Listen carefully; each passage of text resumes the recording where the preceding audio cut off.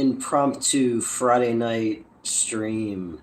Uh, I got nothing else to do tonight, so I figured I'd pop on here and see the fuck anybody else is up to.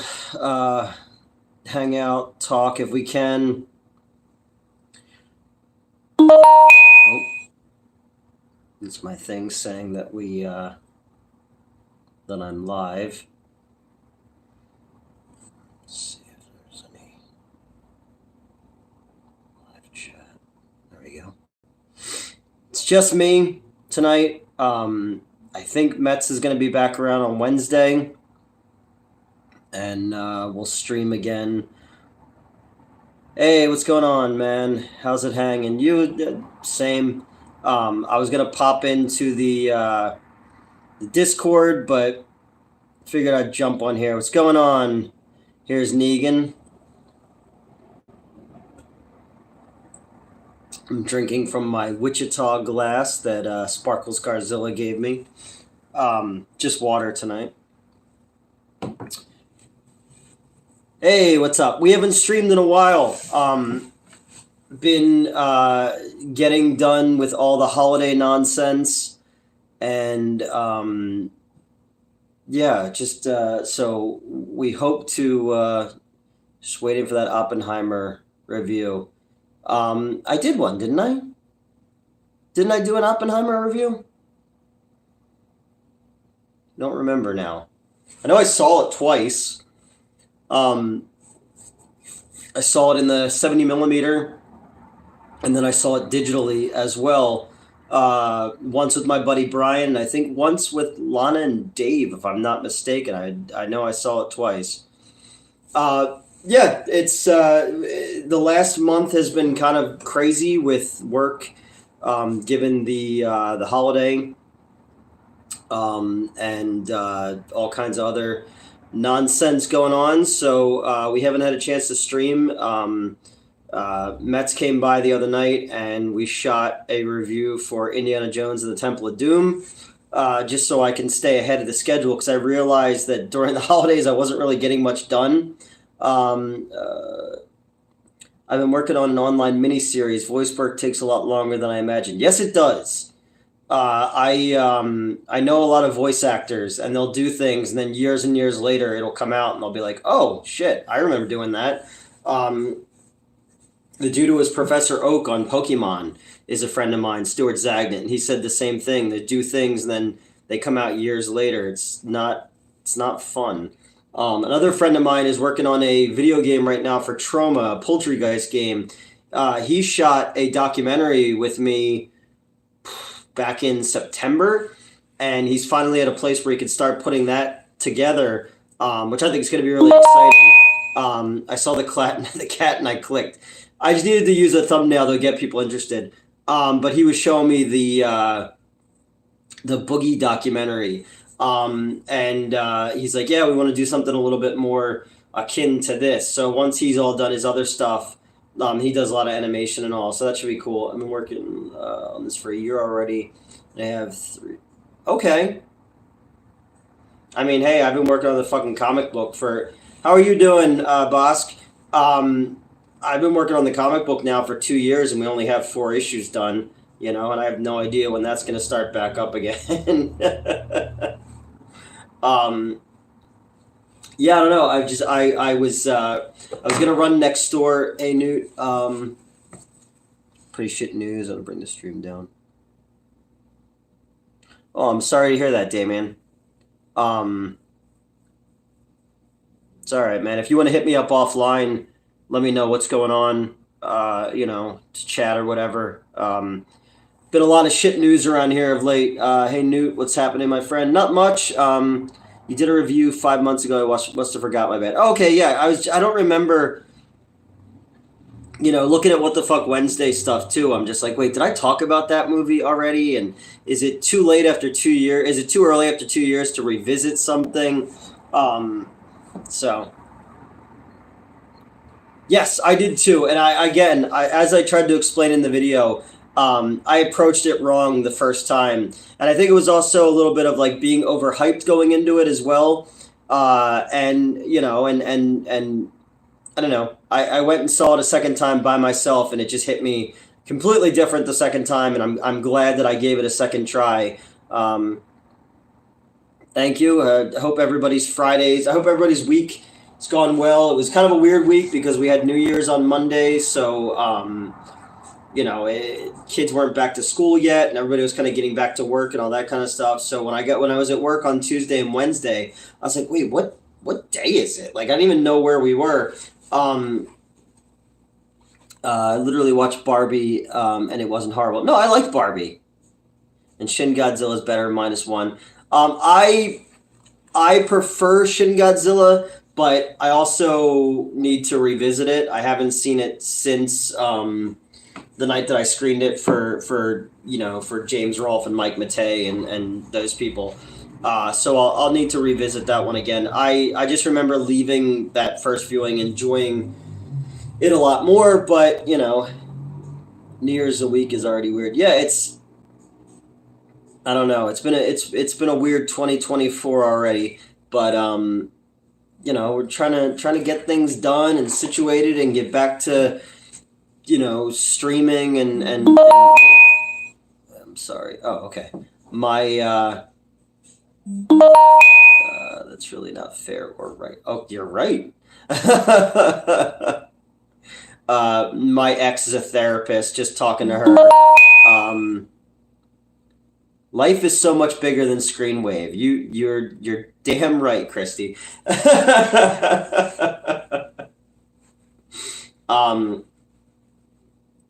Finally on the Godzilla side of things, just catch the Monarch. No, I only saw the first 2 episodes of Monarch, but I liked what I saw so far. Did anyone think Ken Shannon Sharp, Kevin Hart?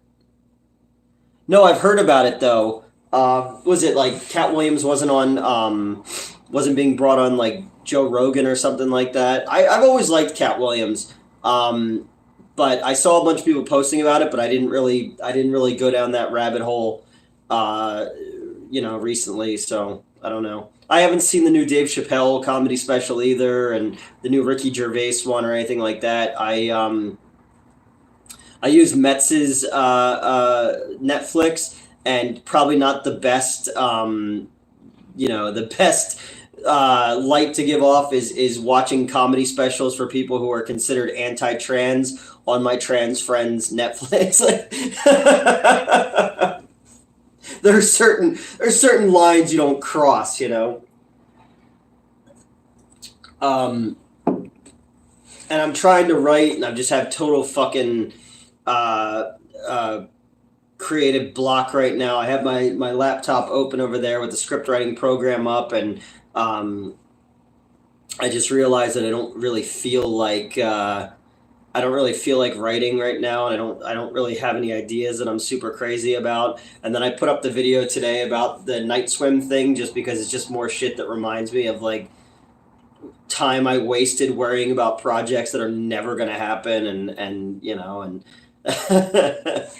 I don't know. It's been a very creative drought kind of period. What's the script writing project? Nothing right now. I have they wrapped up shooting the let's see. Watch Rebel Moon after. I do want to see The Creator. I haven't had a chance to see that one yet. I got to see where that's streaming. Rebel Moon just kind of, I don't know. It didn't do for me anything much. It was just a lot of cobbled together pieces of other things. And usually I love cobbled together pieces of other things. I think I just wanted something a little bit different from that one. It's fine. Have you been anyway? You quit smoking. That's hard to do, I've heard. I don't know. I don't have any vices like that. I'm just trying to get in better shape, and trying to sleep better. I posted in the Discord today that I had a couple weird dreams last night, and I keep a notepad next to my bed, and I just woke up and wrote down the shit that I dreamed, because I have very vivid dreams, which is good and bad. but I had two strange dreams last night, so I wrote them down. I dreamed that I managed a punk band called Rectal Charlie Horse, and so I wrote that down. I don't know where that came from. And then I had a sci-fi exorcist dream, so I wrote that down. But no, there's nothing going on right now. Dialogue's easy, because I like to just fill pages with banter of people bickering with each other, or a lot of, when you don't have any money to make things, a lot of show not tell. But they finished filming without me. Yeah, it's a good punk name, right? Save money and come to Australia. I know, I'm saving money to try to do a lot of things this year. Trust me.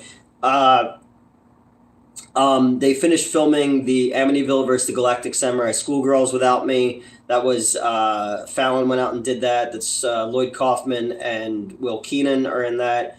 My scene is written already for the Darby Scream House for Donald Farmer. I'm just trying to figure out how the fuck to pay for that to get it done, and just waiting on other people to start doing stuff, so I know dates on things. And then I think Fallon, Metz, and I are going to be going out to Ohio to a con, and then the three of us will also be up in Allentown, PA for a con. So we have those things at least. I don't know. I'm just feeling like super not in it, not with it right now. Like trying to figure out one thing at a time, dude. Well, I force myself to do a lot, Tony. I really want the Steamboat Willie slasher. Again, that's why I put my video up, man. I'm of two minds about the entire thing. Part of me thinks it's awesome, and I love the ballyhoo of it all. But the other thing is like, well, let's try something different. Let's do Steamboat Willie in space. Let's do a film noir one or whatever. Hey, Macabro, how you doing today? Love being at work now. Yeah, today I was off. I got a bunch of other shit done. That's going on. Horror Cat Dad's going on, everybody. I had nothing else to do tonight. Feeling kind of not great, so I thought I'd pop on here and see what you people are up to. Plus, we haven't streamed in a while. I shot a bunch of little videos recently just to kind of have something to talk about or to do recently. Steampunk Willie. I'm shocked nobody's ever done that before. Are you struggling with ideas or concepts? Do you watch the NBA? Sometimes. We have the 76ers here, and I catch games whenever I can. I've never been to a live NBA game. I've always wanted to, though. Struggling with concepts are easy. It's just a matter of, like, the moving parts. I'm tired of writing things that I'm not going to ever make. I'm trying to figure out what the thing is that can be doable and get things over the top with the resources that I have here. Robbie in Kansas City wants me to shoot a segment for his anthology movie. It's already pre-sold. I already have another piece that I did a long time ago that's in it. And I just look at it and I'm like, I can't do this by myself. Like, and I don't have the money right now to do this. And so I wrote this really, really, really funny, fun piece for it, and I just deleted the entire thing because I was like, I can't do this right now. I can't afford to do this right now. I can't, and just to take the time off that would need to do it the proper way and all that stuff. And it's like that's the part that's driving me crazy right now. Is like I'm trying to find a home run. Best Buy ending physical media by the end of 2024. I don't know. I can't remember the last time I was in a Best Buy. They used to have an amazing DVD selection back in the day. But like during COVID, whenever I was sent by Screenwave to go get them, it was always like you drive up and you wait in the thing and you tell them what kind of car you have and then they bring the thing out to you, Let's see. Only the two cons right now. The one in Ohio they added me to, and then the one in Allentown, PA. The one in Allentown, PA, that they added us to as well. Uh, I have to obviously, I don't know. I want to do more stuff. How's it going? Looking good. Thank you, Xavier. If you haven't been able to a live game, try Wonderful Land of Oz. I'll check that out. What's up, ass man? uh, yeah, I don't know. A Wizard of Oz thing would always be cool. There's a lot of Oz, like creepy Oz shit that nobody's ever done. For the longest time, I wanted to do a Oz exploitation where it'd be like a grindhouse Wizard of Oz. Most new movies do suck, yeah. Um, People are like, "Oh, you gonna go see Night Swim?" And I was like, "Just watch my video as to why I have no interest in seeing Night Swim." When it comes to physical media, I'm glad that there's a serious lack of decent werewolf movies and genuinely scary body horror. Yes, there is, and werewolf movies are expensive to make. That's the whole thing. Like, if you want to do it properly, it just can't be a fucking dude in a mask. The idea of lycanthropy is the full change. It's the animal inside, coming out, and to do it right, you would really have to do something that's more effects driven. And that's the biggest thing. I love the concept of the werewolf and the idea of the even if it's just lunacy, the idea of going crazy and stuff like that. It has to be a lot better than just a mask and hands. You would want something that really shows the change of the physical form into something that is more free of human empathy and all that shit. It doesn't have to be a walking on all fours like American Werewolf in London. But I don't know. If I was going to do a werewolf, and I've had a ton of werewolf ideas over the year, I would want something that feels like it's an other. It's not just a makeup, yeah, because you can explore a lot of neat things outside of just, oh, I'm going to change, and there's your werewolf change scene. It's the idea of someone becoming something that's untethered. What's your favorite film of the last 3 years? Fuck, I don't even remember the last. Everything, like 2020, everything just kind of stopped, and it's like a mosquito frozen in amber. I don't know. I'd have to think about that. Mummy movies and luchador movies, where luchadors fight mummies. That'd be awesome. Way back, I'm gonna say like 2015. I did a comic with this guy from Mexico named Michael Sakal, and we did a book called Heiresses of Darkness, and it was sort of like almost like League of Extraordinary Gentlemen kind of thing, where the great-great-granddaughters of famous monster hunters from fiction all come together, and we had Santo's great-great-granddaughter on the team as well, and that was a fun one to write, so that would have been a cool thing. And I've always wanted to remake Robot vs. the Aztec Mummy, because I have a really cool idea on how to do that one. Luchador movies are fun, Yeah, that's the best thing about Mexican genre movies of that time was you never knew if a vampire or a mummy or a wrestling match was gonna break out, and the goddamn burger. Yeah, you know what? The menu is pretty fantastic. That one and Violent Night that came out around that same time was a great one that didn't get enough. Well, I guess it has gotten enough credit now. Top Gun Maverick is great. Heard from Mets and their wrestling training. Yeah, Mets and I hung out on Wednesday night. We reviewed Indiana Jones and the Temple of Doom. They were super sore, but they're loving it. And I think it's awesome. And we got to do a wrestling thing soon. They went and saw Iron Claw. Because we were supposed to go see Iron Claw together, but I had to go into work because you can't trust anybody. So they went and saw it on their own, and I went and saw it on my own, and I asked them to shoot a review for me.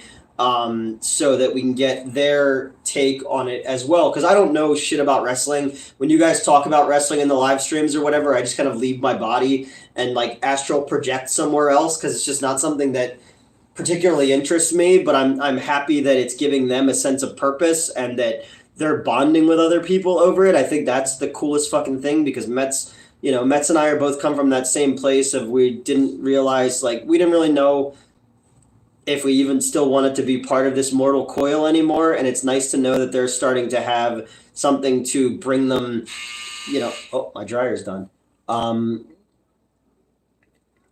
Yeah, some people fucking love it, man. I just never, it was just never my thing. But everybody who I've been friends with over the years has loved it, Have you seen The Wrestler with Mickey Rourke? Yes, I have. Yeah, it's the Blue Meanies in the beginning of it too. Yeah, that's a great movie. But it's sort of like that movie could be about anything. It just happened to be about wrestling. How is your cat? She's right here. She's laying on my feet. We've been hanging out for most of the day. They did. But I mean, they're loving it, man. You have a washer and dryer in your apartment. Yes, I do. Yes, I do. That was very important when I moved. I wanted hardwood floors, and I wanted a washer and dryer.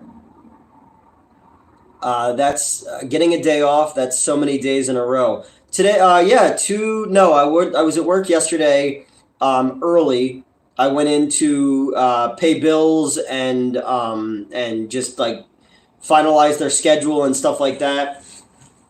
And then today I was just off, but I had a ton of shit to do here, hence why I'm doing laundry now late at night.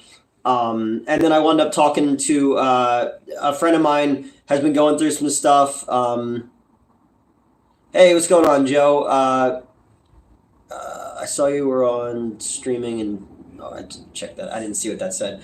Let's see. You're streaming. Love the chats on Twitter about Spawn. Oh, okay. Pay bills just to do well. Yeah, I know. Yeah, paying bills sucks, man. But at the theater, paying bills, not here. I did all that in the beginning of the month, made myself fucking broke. Because again, I'm still waiting for. Do you see Monster Brawl? Yes, I wrote the review for that they did for Monster Madness for ABGN or for Cinemassacre. What's happening with Spawn? Nothing. That's the whole thing. Todd McFarlane's been talking about doing Spawn with Blumhouse for like the last decade. It's never going to happen. At this point, the dude, had he not wasted all of his money on those baseballs, he could have done it himself. Do you ever steal? No. I don't think I've ever stolen like anything physically. I'm too scared to get arrested. I wouldn't make it in prison. What about Anthony Mackie as Spawn? Well, it was Jamie Kennedy, or Jamie Foxx, but Jamie Kennedy would be a whole different thing. But he had like a stroke or something like that, right?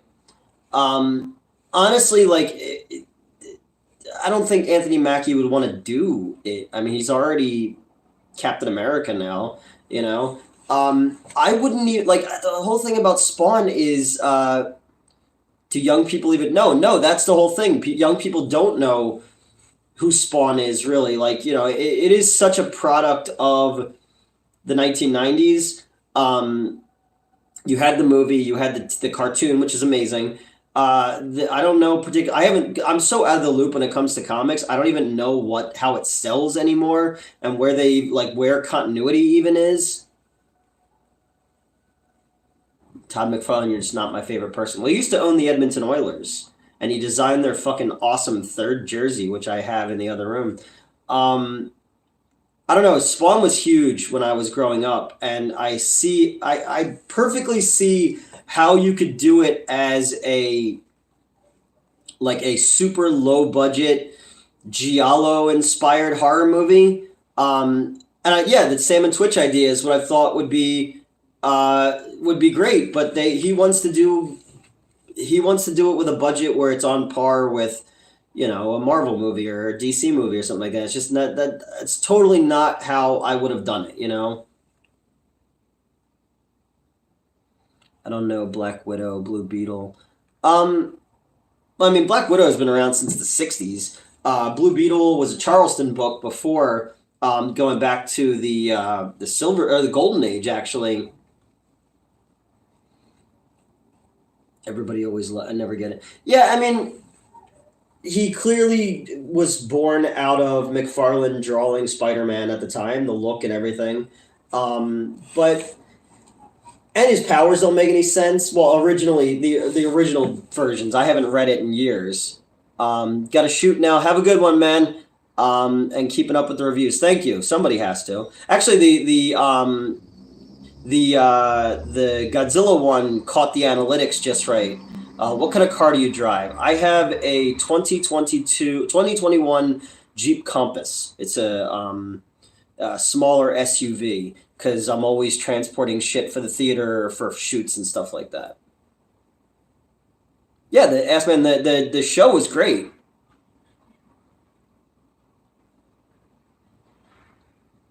Do I think that westerns will make a comeback? I thought they kind of were for a while, and then it just kind of stopped because there was a bunch of you had the Bone Tomahawk, obviously. There was the 310 to Yuma remake. There was even last year they did there was like an all black one that I think Netflix did, which people really really liked. Bring Keith David back, not David Keith, Keith David. The two of them should be in a movie together. Um, I don't know. I don't think Spawn needs to be huge. I don't like again. The mythos could have changed over the years. I remember what they were when the book first started, and I thought that the cartoon was great. But I would make Spawn a background character. Spawn would work sort of like. You googled my car. Thank you. Yeah. Well, because I needed it because when I moved up here the year I was working for Screenwave, where their offices are is like around nothing, and it's very hilly up there. So when we had a lot of ice and snow, my car needed to go. So I had to get something with 4-wheel drive and handled better in the inclement weather. But I was saying Spawn would work better as a background character, sort of like Batman in The Killing Joke. If he's a shadow, if he's an urban legend, you know, hey, what's going on, man? Exactly. You can make the TV show live action with a relative budget. Yeah, I just pull my comics out, and I still have like a bunch of issues of fuck Spawn. Let's talk Newt. Nothing to talk about with me. I've just been raw dog in reality, man. Just getting just getting some shitty news from people recently, and trying to kind of keep things together, and keep pushing myself forward to get projects done and get projects started and all that kind of stuff. So that's where we are. But I'm glad people are joining me tonight to hang out. A couple weeks ago, I was free. Last Friday night, I went on a date, which was different for me. Loved your New Year's video. Thank you. Friday I had nothing else to do, so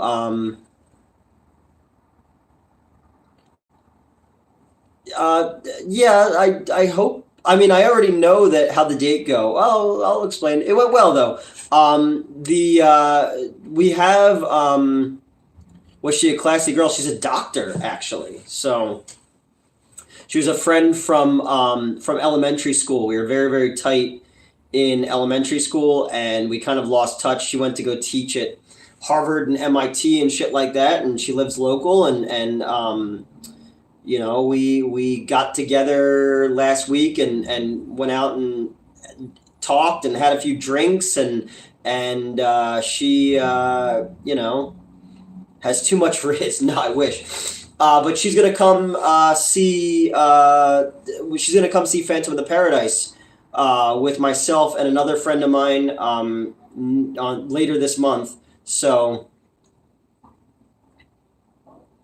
I don't have my shit together. I wish I had my shit together, you know. Um, the young lady that stopped talking to me because people I used to be friends with showed up in the parking lot and took pictures to try to start trouble with myself and the redhead I used to hang out with. She's gonna join us, and I found out more shit from her about more nonsense that those guys said and done, and it's gross, and you know, at least I was able to repair that friendship, and we can introduce some. We can introduce my new friend to a weird movie, and you know, you know, that's all I want. I'm not looking for romantic entanglements. I'm just looking for people to hang out with. You know, the last few years have been tough when it comes to stuff. You know, trying to make friends is weird and hard when you're in your 40s. Most of the people I talk to now are online people. You know, and you know, and any Florida Man updates. The 4 issues are done.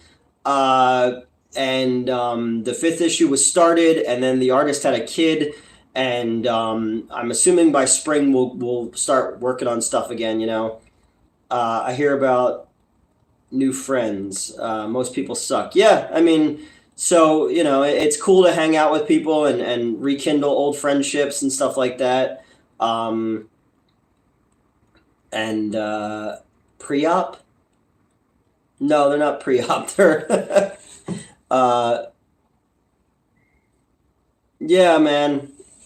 You know, there's people starting trouble that didn't need trouble to be started, and just the idea that like people I am friends with are always just like you know, just don't tell people that we hang out and shit like that, and that gets to be like mentally taxing, you know. And you know, and I usually you know, I used to bounce this stuff off Christy, but she's dead, unfortunately. You know, so Fallon and I talk at like till 3, 4 o'clock in the morning a lot of times about nonsense, and you know, I bounce stuff off of her most of the time. Yeah, we live in the web zone because making friends is hard. Oh my. Fake friends expose themselves pretty quickly. Yeah, they do. You know, I said I want to fight him, but he won't let. Nobody will take it. The you know, it's nice that some people are coming back around. You know, they stopped talking to me for a while until they kind of figured out the lay of the land and what the fuck was going on.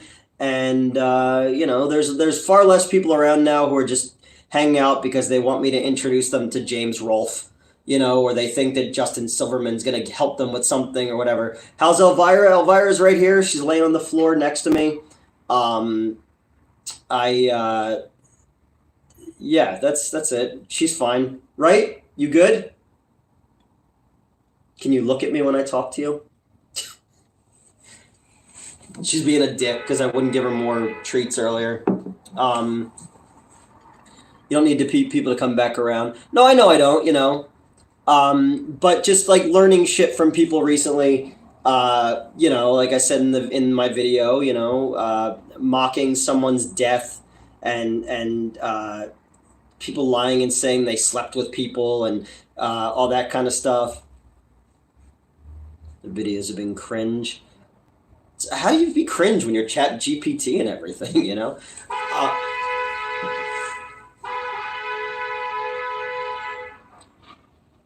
I have no idea what goes on outside of this place half the time. There was a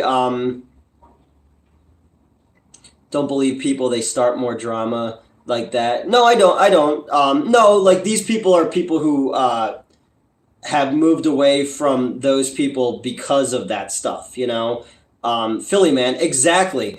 Did you see the thing the other day where like some kid got to like a kill screen on Tetris, and a lady on the news was like, go outside and get some fresh air? I was thinking about that earlier today. I was taking a walk. I walked the hills up here, and there's the schizophrenic homeless guy that pops up in my videos, like in the background all the time. The Tetris kid. He was 12. Good for him, dude. I was like, oh, I'll get some fresh air. And the homeless guy's out there screaming, and you got the people out here yelling at each other in the cars and stuff like that. I was like, I'd rather fucking go inside and play Tetris than deal with this shit. Um, yeah, no, people suck, man, and you know, that's why I'm lucky that I've got, you know, I got Fallon and I got Metz and did you ever see the guy jump on the judge? And oh yeah, I saw. I was it Ice T, I think, posted that on his Twitter, and I saw it. A dude jumped the judge. That's crazy. I've been in a lot of courtrooms because last year I was working doing legal tech stuff before I took back over full time at the theater, and yeah, I've seen some crazy shit in court. Uh, Nothing like that though. That was crazy. And yeah, that was the dude screaming outside of my apartment. Uh, my cat's inside, Super Nintendo inside. Yeah, exactly. There's no reason to go anywhere. Um, he's gonna be in jail for a super long time. Yeah, I can't imagine. Have you ever been arrested? No, I have not. Um, I have a lot of police officers and ex-police officers in my family, so I learned to walk the straight and narrow. I'm good, like for the most part. I got a big fucking mouth, but I do my best to stay on the right side of the law. You know, that's about it. uh, have I ever been chased by the police?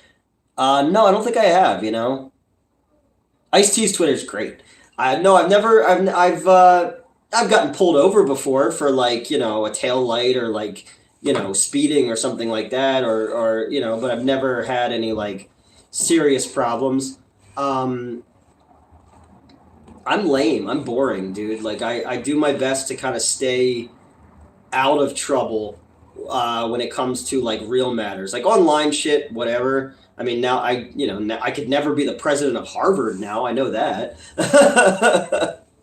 But I don't want to, you know, I don't want to get in trouble. I don't want a record. You know, I got enough fucking bills to pay.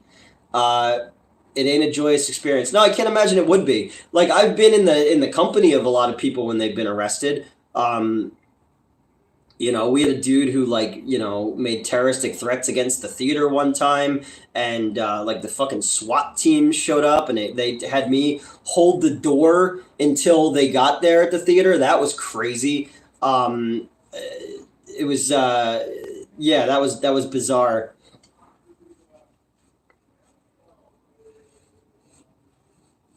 Miss Vanilla his ice cream. I mean, I'm not. I've done my share of stupid shit, you know. Don't go to jail. I lived there when I was 18. It sucked. Well, yeah, I don't ever want to go to jail. I'm not. Dendo gets it. Newts. Um, yeah, no, man. I don't want to be in trouble for things. You know. I don't need the drama as it is. I don't.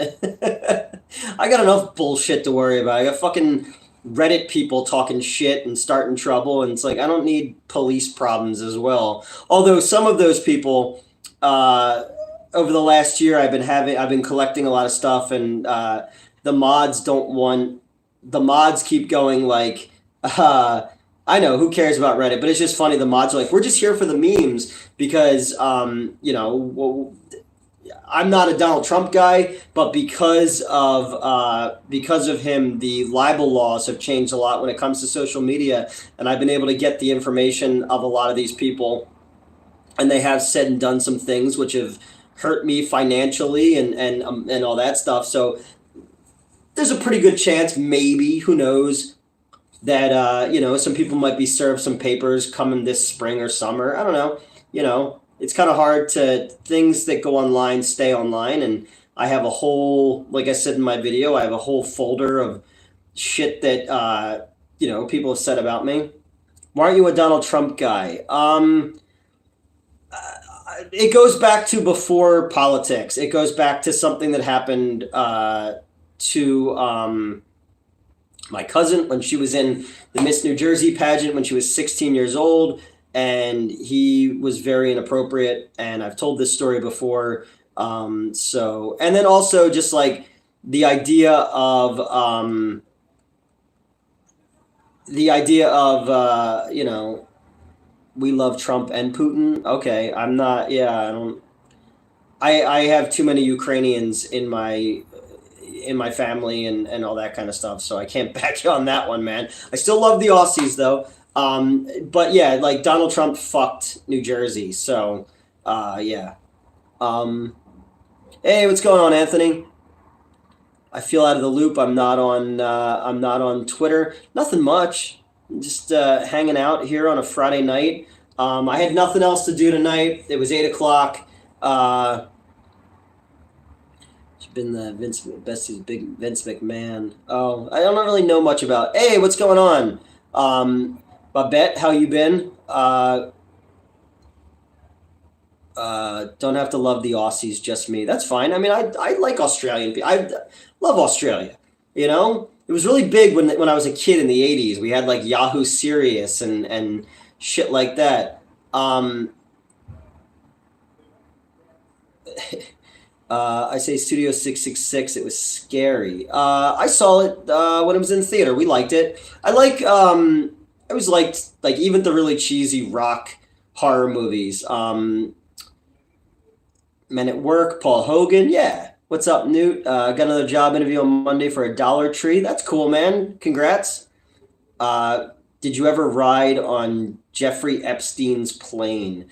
No. That dude's a scumbag.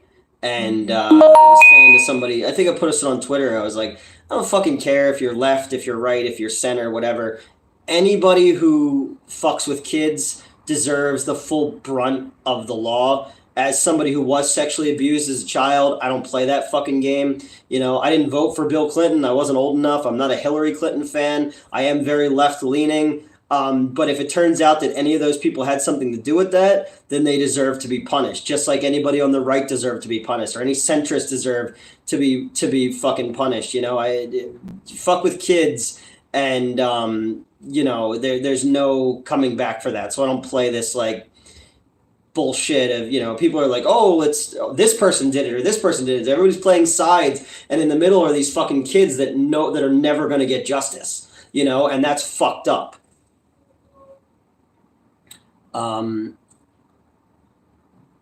Fuck Stephen Hawking's.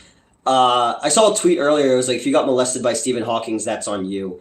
I don't even know how that would work. You know, I do know that dude was like a pervert though. And I was like, huh, interesting. You don't think about that kind of thing.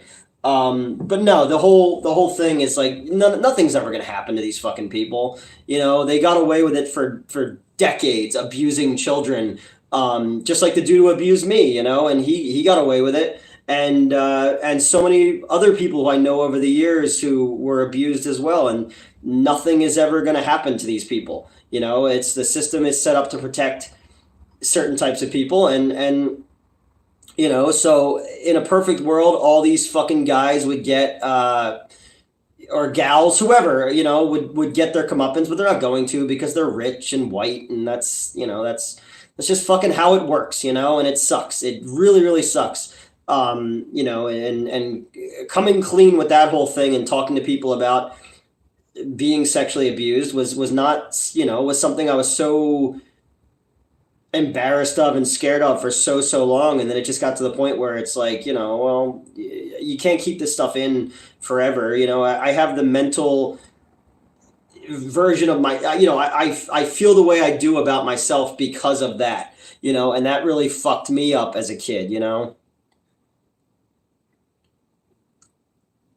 Yeah, it is crazy. Like, but the world is the world's so fucking broken, man. And it, you know, I love when people say like, oh, I don't read the news, or I don't pay attention to what's going on, or whatever. They stay in their echo chambers. Sometimes I wish I could do that, but like, you know, I need to know what's going on out there. But then it's also like, it's also so overwhelming because there is nothing you can do. You know, the voting doesn't matter. You know, it's all predetermined what's going to happen. You know, it's as soon as somebody's pocketbook starts getting light, that's when changes get made. It's all, Hollywood is filled with deviance and more need to get exposed and brought to court. Yeah, but I mean, any unchecked. I've been voting since I could vote. You know, I have too many military people in my life. and and that's an important thing for us here, is to go out and exercise the rights that people I know died for. So that's me. I need to check out the Cat Williams thing. I will look at it. But yeah, no, the feeling overwhelmed. There isn't really a Superman. There isn't really a Godzilla. Nothing's gonna come and change things. It's always gonna be the same and broken, and votes probably rigged regardless. I mean, yeah, it's and also, like, you look at shit like the electoral college, which doesn't make sense and should have been gone a long time ago. I was wrong about the new Godzilla, because I went into it with you're right, and it's frustrating. I went into it with people telling me that it was like gonna win Best Picture, and how amazing and life changing and all it was, and I went into it after we'd had a couple drinks, and I think I approached it from the wrong place. So I left it, and we were kind of being too snarky when we shot our review of it, and I didn't want it to turn into Hack the Movies. We were sitting there and we were looking for plot holes and loading up jokes and trying to go like, look how clever we are, instead of watching the movie. And that's why I went back and I saw it again a second time by myself. And I'm voting for Baby Yoda, but you got to write in Grogu or it doesn't count because that's his actual name.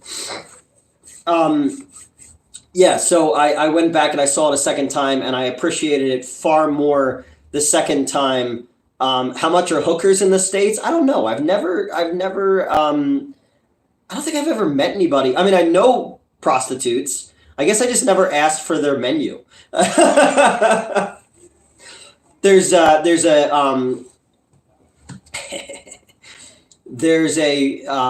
former friend of mine who apparently has told people that I'm a virgin, or that I paid for sex from them and paid women to be around me. We all pay for sex in some way, shape, or form. But I was just like, fuck, dude, if people only knew that, when I was in a bad financial state, there were some really beautiful women who were actually like paying to take me out and stuff like that. So, and banging me while they had boyfriends. So what do I know? I don't know. I know a lot of sex workers, and I know a lot of women who have like OnlyFans accounts and Fansleys and stuff like that. And I guess I've never asked them like what they charge for, not like sex, but like, they have like a thing where it's like this much for pictures and this much for this, I should ask that. I should do some more investigation.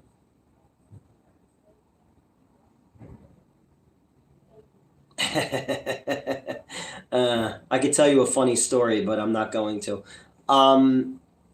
You should befriend sex workers and charge. Or I should start charging people for sex, Film sure is a strange mistress. Yes, it is.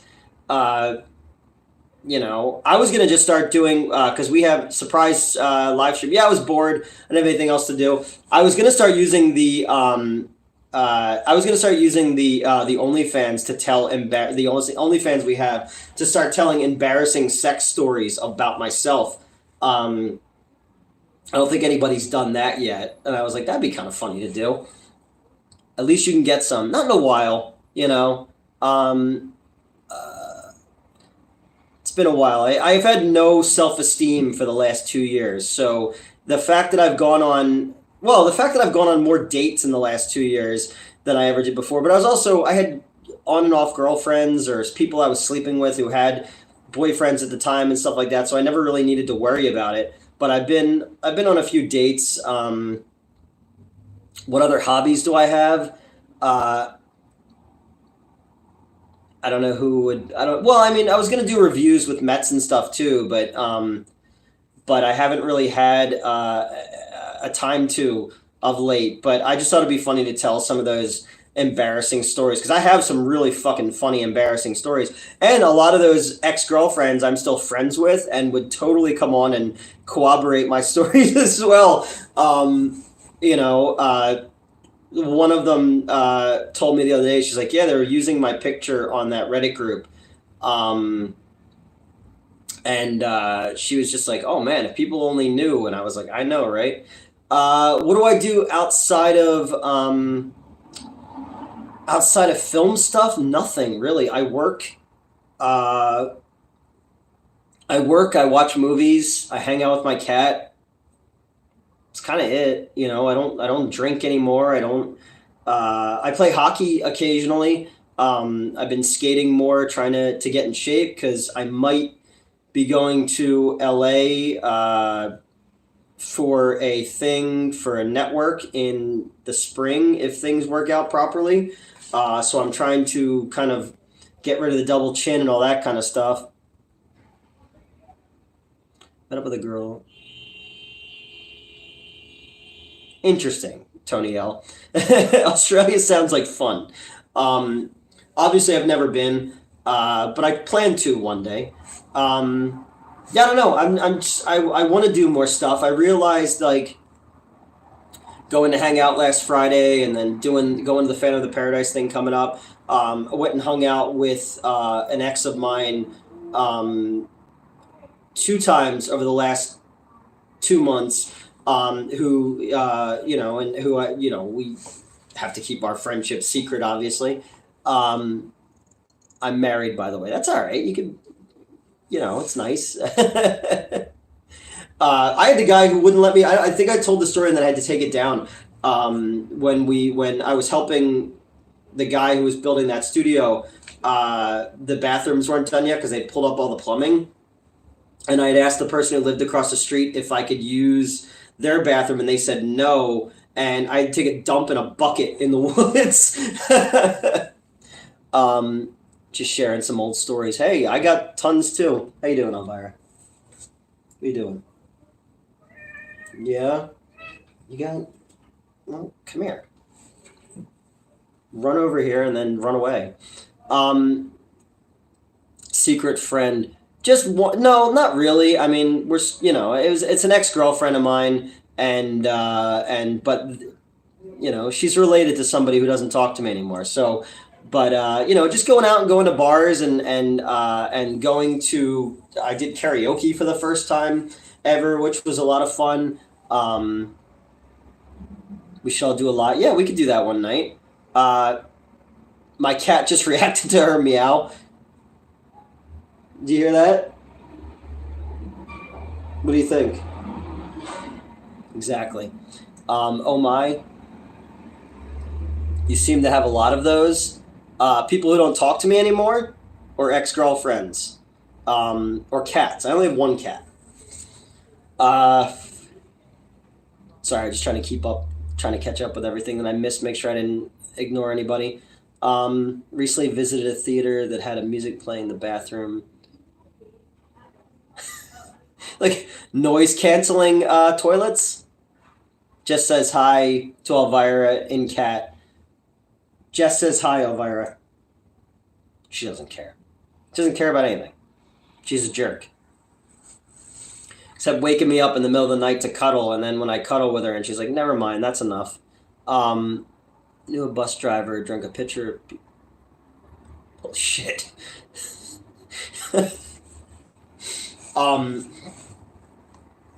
Yeah, I live next to a bar, so I always see people doing crazy shit, stumbling out in the middle of the night, or the bar that's up the street from our one theater, people stumbling out, and it's just like, how the fuck do you manage? I decided not to hire Taylor Swift. That's good. You might want to avoid Taylor Swift. DMV might drug test to get a Class B license. Do you remember why I remember the bathroom in the Roxy Theater? All I remember about the Roxy was like really small. What's the most expensive meal you've ever had?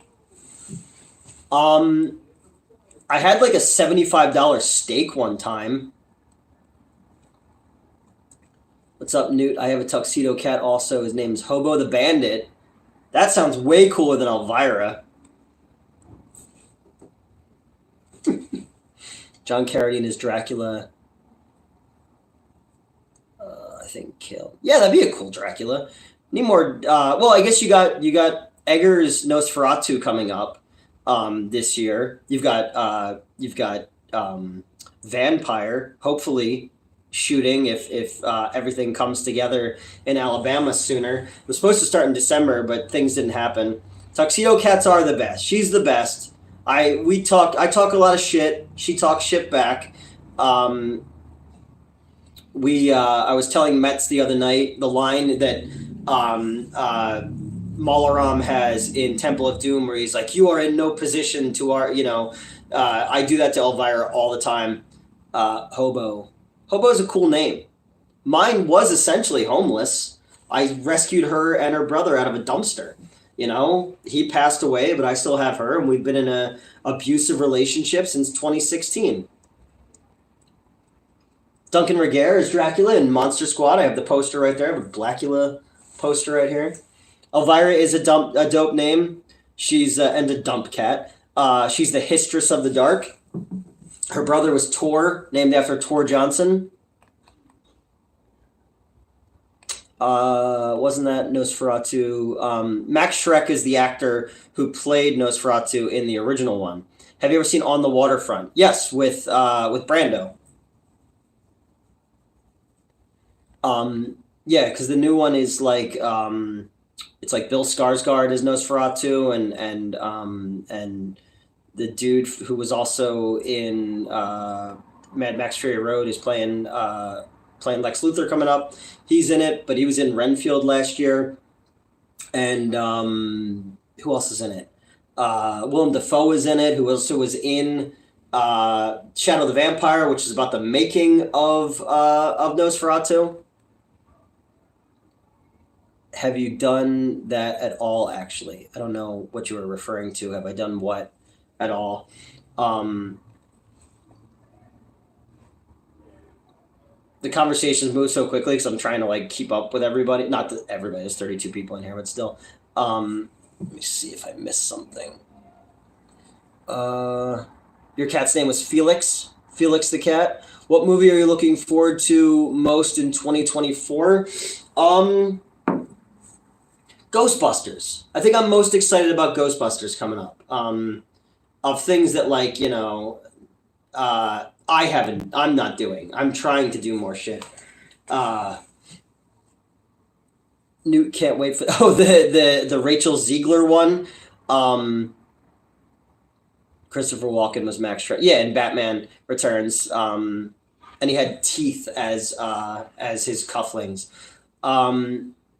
Yeah, I don't know. Is that Snow White ever even going to come out?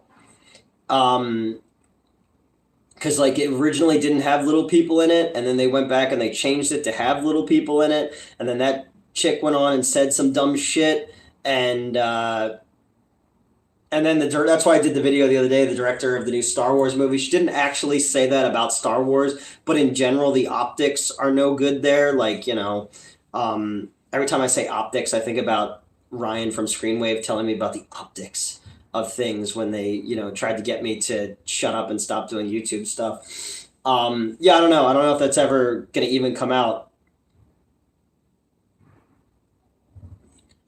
Excited about Maxine. Yes, and Maxine is supposed to be like a Giallo film as well. So it's supposed to be like a throwback to Argento. So I think that'd be kind of cool.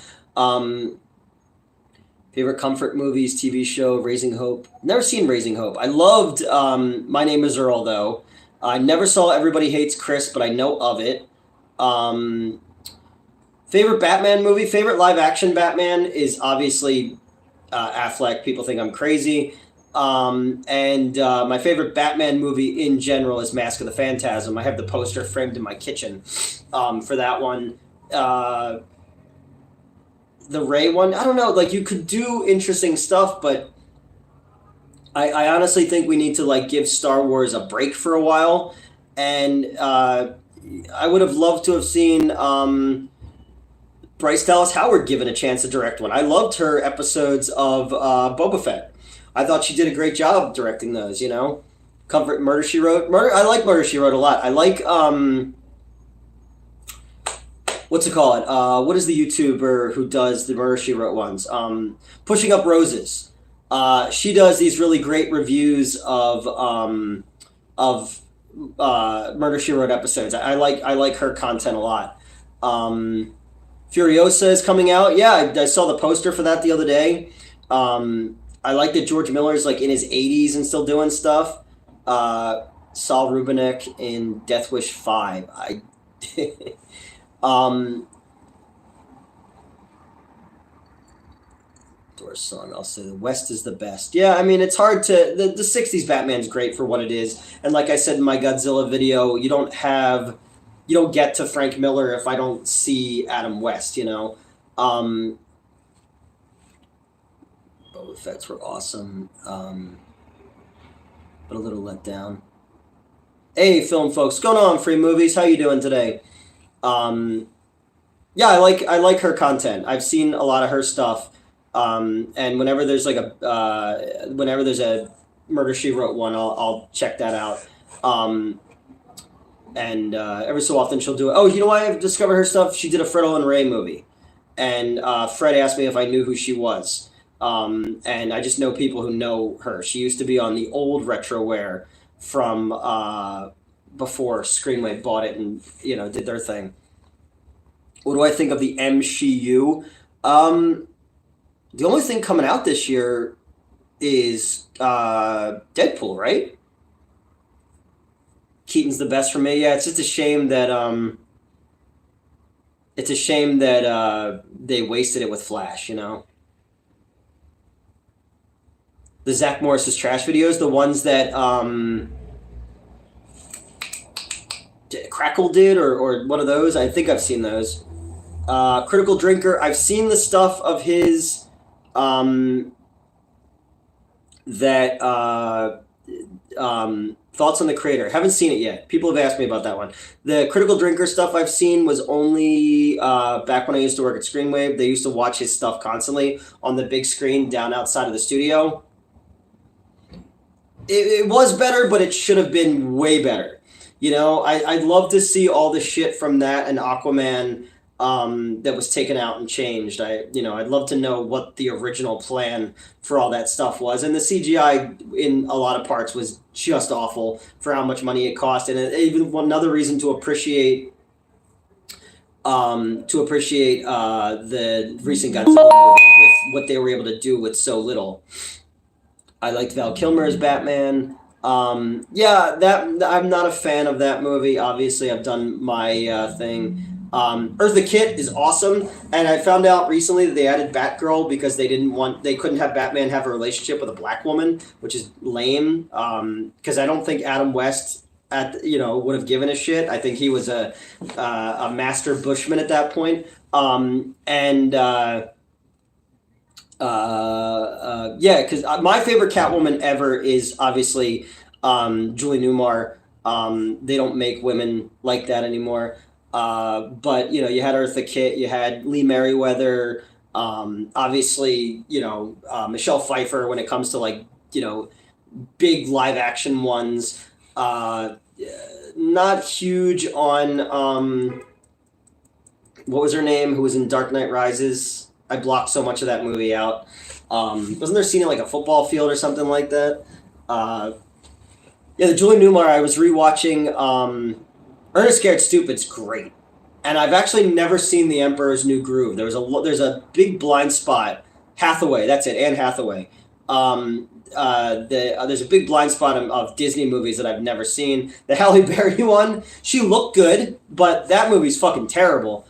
And the animated series was Adrienne Barbeau was the voice of Catwoman on that. Just like Olivia Hussey was the voice of Talia al Ghul. Paul Williams was the voice of the Penguin. Batman the Animated Series is incredible. It still holds up to this day. Anne Hathaway and Havoc. Yes, I have. That's where they roll dice or something like that. I've seen that one before. She's gorgeous and she's a good actress. I really, really don't like Dark Knight Rises for many reasons. Even before that whole dude. I do like Bane though. A lot of people didn't like his portrayal. I just thought it was so fucking weird that I liked it.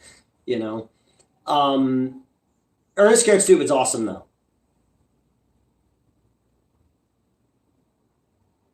Imagine if they wrote a good film with Halle Berry. Yeah, I mean, do you remember?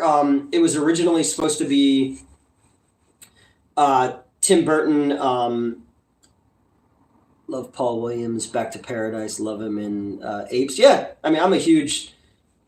I mean, that dude wrote like every fucking song in the '70s. You know. I got to go back and rewatch Batman Beyond because there was a lot of stuff that I missed when it was out originally because I was like, I don't like this version of Batman, and then later on I discovered it and I was like, oh, this is brilliant. Why didn't I get in on this in the ground floor? But yeah, Paul Williams, amazing. So many fucking great songs in the '70s. Back when you could do like the variety show and stuff like that. Now he's like on like Donnie and Marie or the Brady Bunch one when he did Hell of It from Paul Williams. And he's little. He's like my height.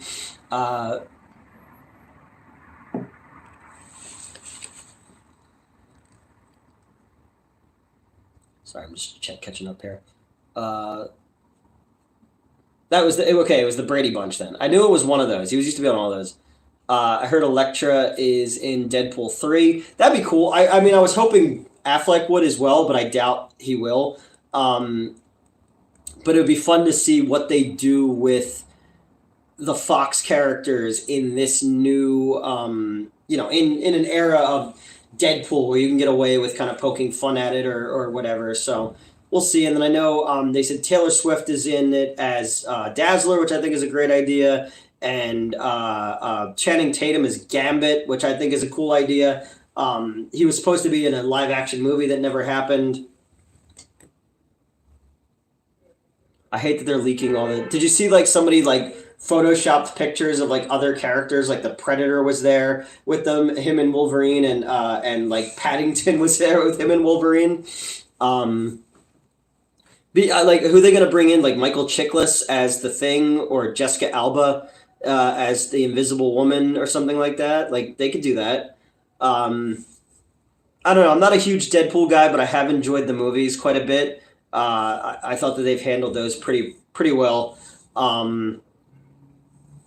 Yeah, I don't know. I just had things pop up on the side of my thing, and I'm just like, ignore that. Right? Like she'd be perfect as Dazzler. That was one of the things I always wanted to do. Was do a 70s style fake trailer for Dazzler as if it was a Roger Corman movie that came out in the disco era. Frasier, it was weird that Frasier popped up again at the end of Marvels. For extra weirdness, you'd have Chris Evans as the Human Torch. Why not? I bet you he would do it. As Fox and Disney's just gonna like open up the checkbook, especially if it's the only movie that they have coming out in 2024. You would think that they would just, again, like you said, go ham on it and just put all that shit out there. Still hope Sin City. They're never gonna do it. If you do another Sin City, it'll have to be a complete reboot. They waited way too long to put out that second one because that first one was like transcendent at the time. It was like, oh shit, you could do this. You could make it look exactly like the comic book, which always gave me hope that one day somebody would do Bernie Wrightson's Frankenstein the proper way. But, is there any talk of a Prey sequel? No, and you would think that they would have jumped on that right away too.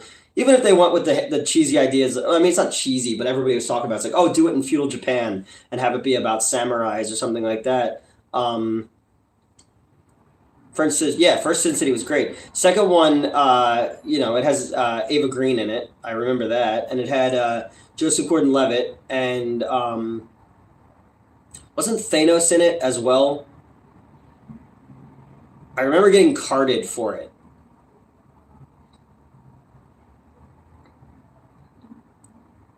People need to... I haven't gone back and revisited... just rewatched it today. It was funny with when Yeah, right. If they ever do a metropolitan show, that'd be incredible. Um, Predator set in World War I with trench warfare, that'd be awesome. Ava Green, they put out a poster that had her nipples in it. And I remember it got recalled, and we didn't get it at the theater. I could have sold that for a fucking fortune. Uh, Josh Brolin replaced Clive Owens. Okay, I knew he. Or yeah, all right, I knew he was in it. I just couldn't remember who he played. Um, yeah, and then Michael Clark Duncan obviously was dead at that point, so they replaced him as well. It just waited too long, and it just felt cheap. And coming off of the failure of The Spirit, I don't think there was much of a call for that type of film at that point in like 2013 or wherever it came out. Yeah, I mean, she's incredible looking. The James Bond movies and the stuff that she did for Tim Burton and all. She's just like a goth, a goth dream, basically. Spirit was bad, but there's something about The Spirit that I like, and I don't know what it is. I remember the redhead and I went and saw it twice in the theater. So, yeah. A lot of them go back. The cardboard cutouts. We don't have a big enough lobby at either of my buildings, so the studios don't send them to me. But in the future or in the past, either the staff gets them or they have to get packed up and sent back. Sexy little man, me? I am little, and I am technically a man. Yeah, I mean, I don't know. There was just something about yeah, Gabriel Mock playing the Spirit. He's definitely not as charismatic as you would think for a character like that. Plus, I think going the full Frank Miller Sin City look to that one didn't work. Like, it should have looked a bit more like the Will Eisner books in order to work, where you could work in some of the Millerisms. I like little things of like him running across the telephone wires and stuff. And some of the forced perspective to give it more of a Frank Miller look with the big feet or hands or whatever. But yeah, I don't know. Wasn't great, but there's something about it that I kind of liked. And Sam Jackson basically playing a Looney Tunes cartoon in it, where he literally hits him in the head with a toilet. Was it the octopus? And he like had a thing for eggs, like he hated eggs or something like that. Yeah. Do you know about the Citizen app? No, I don't know what that is. Prey 2 trailer just popped up for me. They haven't made the movie, so it's not real. Dracula 3000. Yeah, it's funny. Casper Van Dien is married to the chick who was Wonder Woman in front of the Grom's Chinese Theater. If you ever saw that documentary about the people who dress up as superheroes, it was like from the early 2000s, and the guy who played Superman like had a really sad life.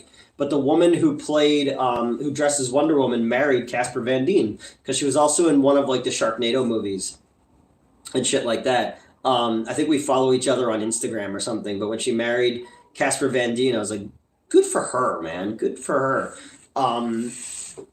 He was like big. He was a big deal for a while, and then he just kind of like was relegated to the world of direct to video stuff. Yeah, it's also funny when people can't tell the difference, like with a poster, and I'm just like, do you really think that that's what a studio would put out to promote their film? Like the Beetlejuice 2 one or something like that. It's like, come on, be better, Or when you cut something together and it has scenes from other movies that are obviously a completely different studio, it's like, that's not how this works. It's not how this works. Yes, somebody sent me that yesterday. That he got into a fight in front of he was in the wrong zip code basically. Hot girls and horror cons for Newt 2024. That'd be awesome. But I don't really see that happening very much. Although I think did you ever see the Obama movie yet on Netflix? What Obama movie? Like a documentary? I didn't know. The last thing new that I watched on Netflix was Rebel Moon. I didn't see an Obama documentary on there. Um, I think Madeline's coming to one of the cons. Do you think Jim Carrey would make a good Joker? Um, no, because I didn't really think he was great as the Riddler. You know, and then that was kind of the disappointment thing about the most recent one, Paul Dano, is he just kind of becomes the silly Riddler by the end, where he's like, no, no, and I was like, come on, man, we were doing something cool here. He made a movie, Leave the World Behind. He directed it. It shows how fucking out of the loop I am on shit. I'll look it up when we're done streaming.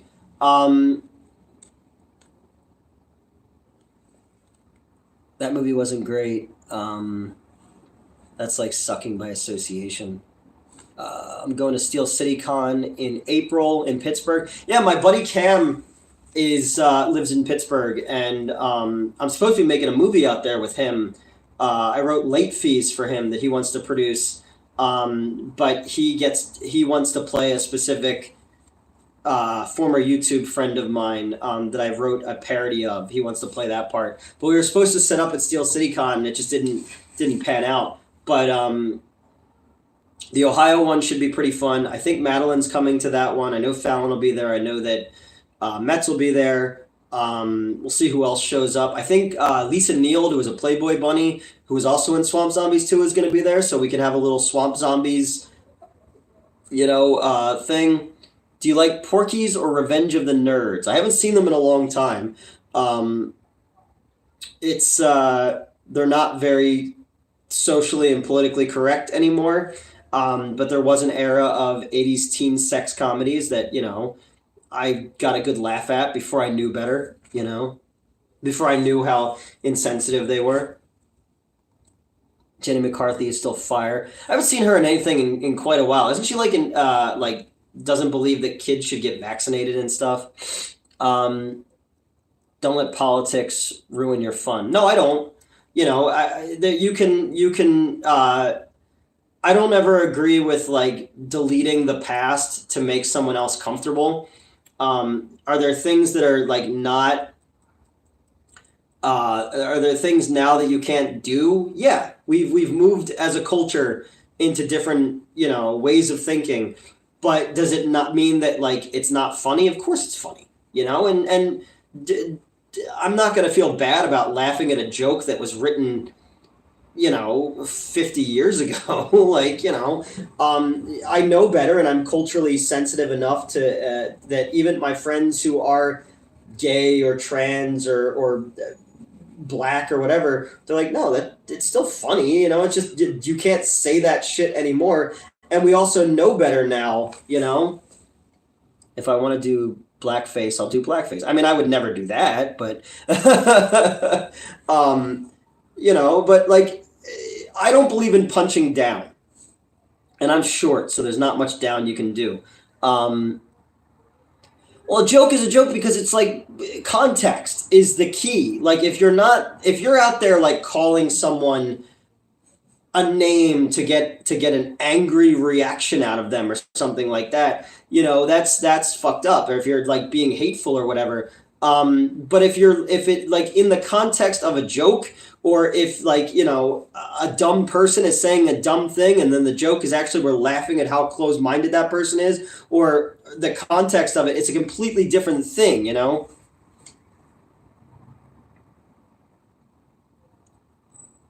Oh, okay, I didn't know that part. I don't know. I think that you could still make you could still make Blazing Saddles these days. People are too afraid to, because the loudest people in the room are usually the ones who are offended by everything. And people who get it realize that it's a joke, and realize that with the proper context, and a little bit of critical thinking, you realize that they're not actually making fun of those people, So I don't know. Everybody, again, I understand why people are so sensitive, and I understand that we do need to have an elevated thinking, and representation is super important. but I also think that like people who are so fucking people who are so offended for other people, where like people of other minorities or whatever are just like, Jesus Christ, dude, can you let us speak for ourselves, Karen? Like, can you stop? And it makes, as an extremely left wing person as I am, and a very liberal person, I see other liberal people and I just go, oh, Christ, I get it. I understand why they don't like us, and it makes me ashamed of myself sometimes. I value, common sense is the biggest thing, that like, time and place and just a little bit of context clues, you realize that it's not such a bad thing and that the other people are in on the joke as well. There are some, I've never met a hot Karen.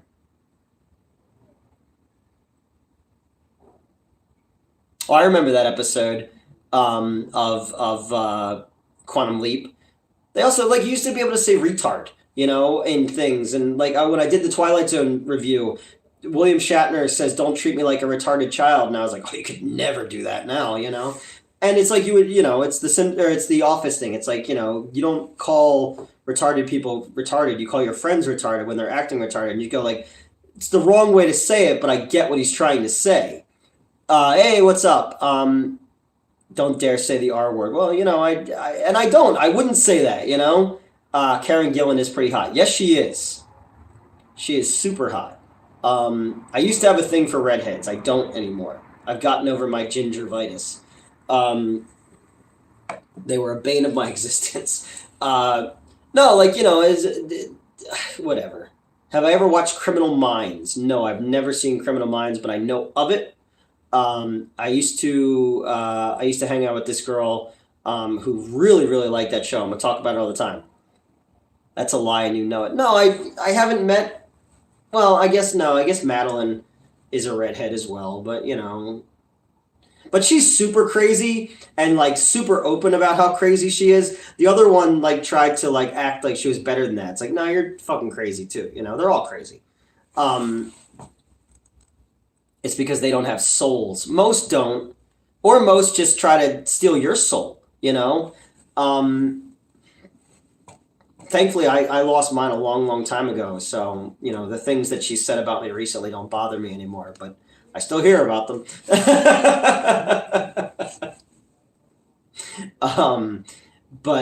Yeah, I don't know. Have I ever seen Homicide: Life on the Streets? No, I watched, I like, she as much as,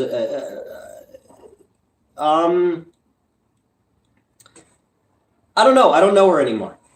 I've met a lot of people in my life who want to be seen and appreciated by the people that they're around. So if you're look forward to, yeah, man, I'm looking forward to seeing you in Ohio too.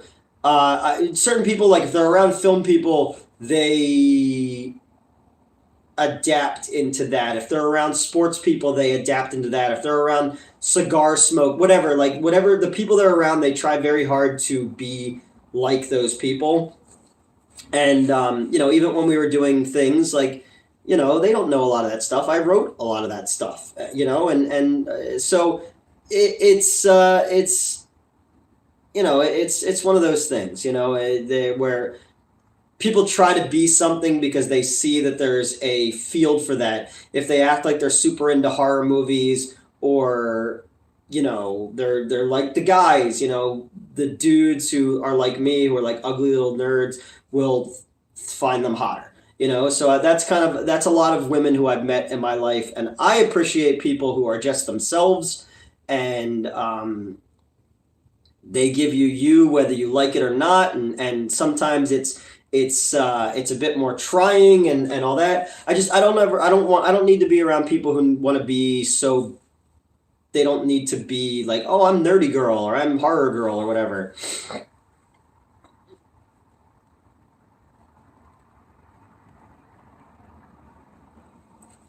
Okay, I'm not saying squat, man. We were together off and on for 15 years. So but I don't know that person anymore. They don't know me anymore. So I'm not saying a word anymore, you know?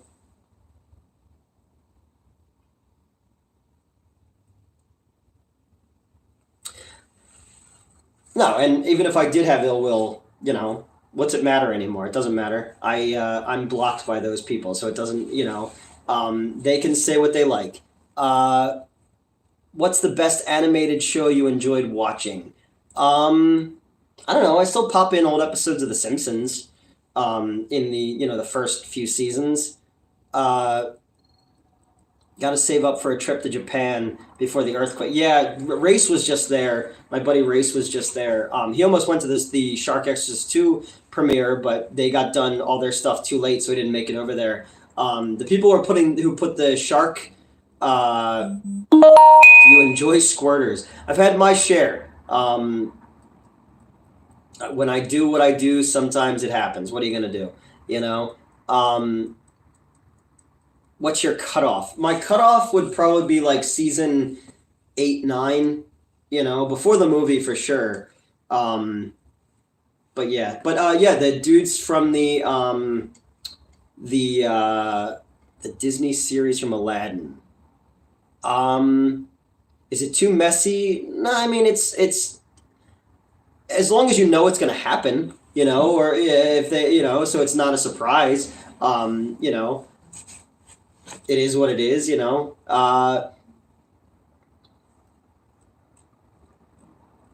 In Chile, we call that a tremor. Oh, geez. Yeah, I saw the earthquake and stuff recently that happened because a lot of the people I was talking to after the shark thing, they're like, "Hey, we're dealing with some shit right now," and I was like, "Oh yeah, fucking take your time, man. I'm glad that everybody's okay." But they said that if I can get one of my shark projects done, they'll bring me out next year, so that'd be kind of cool. 10 is when it started to go downhill. What was trying to remember what season 10 was. Do you like sausages? Uh, yeah, sure, why not? I mean, I'm known for my sausage, so it's all good. Um, Little Jimmy Dean action. Uh, I don't know I'm trying to think what season 10 was because I got a bunch of them in the other room with the TV. Sharkula, no, it's Jaws Ferratu now. I can't use Sharkula because the fucking Polonias beat me to it. Um, do you think the show regrets parting ways with you? No, not at all. They pretend I never existed. I was told that I hurt the show more than helped it, so no. Plus, they're doing like look how many subs they've gotten without me. So and places they've been and conventions and brand recognition and shit like that. Like I don't have any of that stuff. So if anything, I probably held them back longer than anything, trying to do my brand of stuff that didn't really gel with their brand of stuff. So, I think that I think everybody's a lot happier without me. So, um, the bots that Ryan paid for, hey, I'm not going to confirm or deny that. Um, I don't know. They know they've gained a lot because people send me to try to taunt me. Um, no, don't say that. Uh, I don't think so. No, the show was built off Ryan wanting to fire Tony and then me talking him out of it and then get him to buy the fucking show because they couldn't bring rental reviews back because James didn't want to come to the studio. They tried to keep it going during the pandemic over the TVs and stuff like that, and it just it didn't work. And we shot I was offered do you ever plan on doing a set show like that? I'd like to. That'd be kind of cool. Um, I don't know. I had fun sometimes doing it. Yeah, talk about games. I produced that I produced that. I produced the 2 episodes a week of the other show, and then I did the toy show as well. And then I was sitting in and keeping the minutes and doing the drops for whatever the Cinemassacre podcast was called. Um, you'll hear me in the background of a lot of those type of videos. But like after I left, they were still doing videos that I produced like months later. So I kept them really, really like ahead of the schedule, on top of all the other shit that I was doing there. Um, no, and I appreciate that people found me. Like I was, Metz and I were talking about this the other day. That like they were like, well, I would have never gotten into wrestling if I didn't meet these people and all this kind of stuff. And I would have never, if I never did that show, I would have never met a lot of you. So it's trying to find the good with the bad of all these things. Oh, I don't think they did at all. I think that they've done far better without me. Just looking at Social Wick, um, you got good news for me.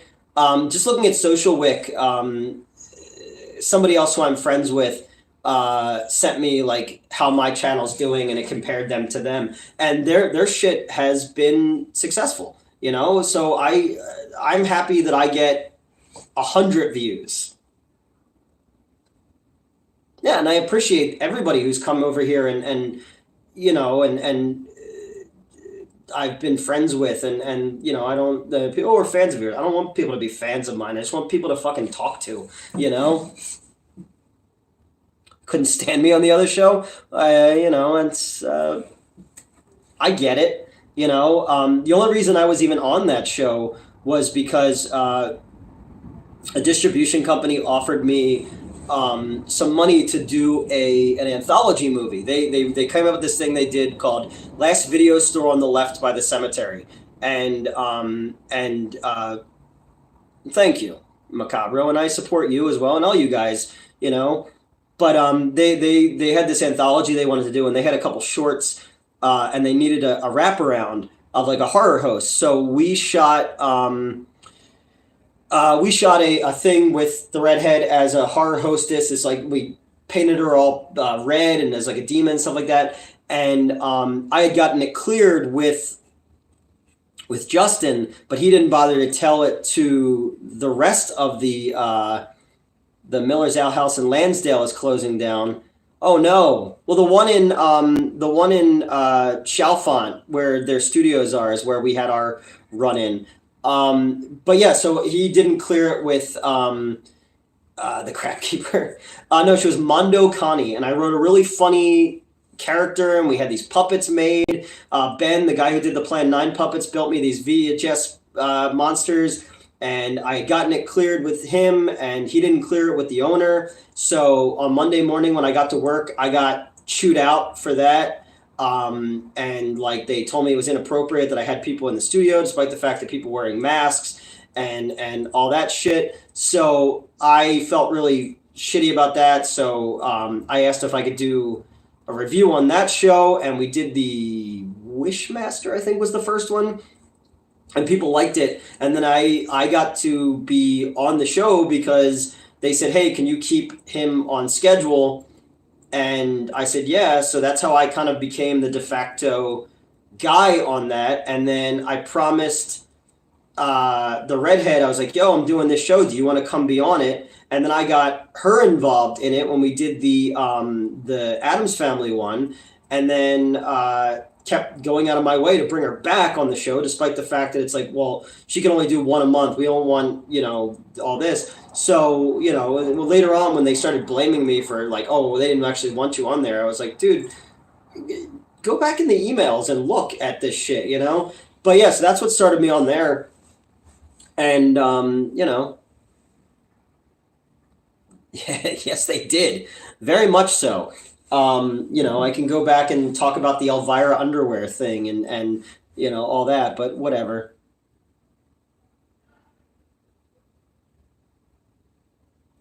I don't know. I don't. I know they are. They're all fucking best friends, man. But I guess when you got to keep your place in the thing, and people know that. Do you plan on joining Letterbox? I think I have an account, but I've never used it. because I've read other people's reviews. I've read your reviews on there, Caleb. You know, uh, yeah, I've seen their stuff before. Only because, well, like people have sent me clips of them talking shit about me. Same thing with that dude who did the plagiarism video that got like 1 billion views. I have no interest in watching that kind of stuff. I already know, I know who I am, and what I did, and that I'm cringe and all that kind of stuff. I don't need fucking dudes who get a lot more attention than me reminding me of it. Things were going pretty well there for a while till that dude put out that video. I thought the redhead was going to move to New York. I think she doesn't she? I don't know. I know her and her boyfriend that she was with for 9 years broke up around the time that she stopped talking to me. So I don't know. That's when she and Justin were together. So I don't know if she moved or what the situation with them is. Some friends of mine saw her at the Flyers game recently because I guess she has another boyfriend or something. But they were like, we were gonna go say hi. I was like, don't. It's just gonna just don't. Yeah, we're doing our best to stay in our own little wheelhouse, and as I don't think they were dating. I think they were just hooking up for a while, from what his sister told me. Um, what's the best Marvel character? Well, my favorite Marvel character is I know I shouldn't be. My favorite Marvel character is Deadpool, or I'm sorry, Deadpool, Daredevil. Sorry, I don't know why I said Deadpool. Yeah, Daredevil's my favorite. I think you do. Um, they don't talk shit about you. I don't know. Well, people have sent me a couple things.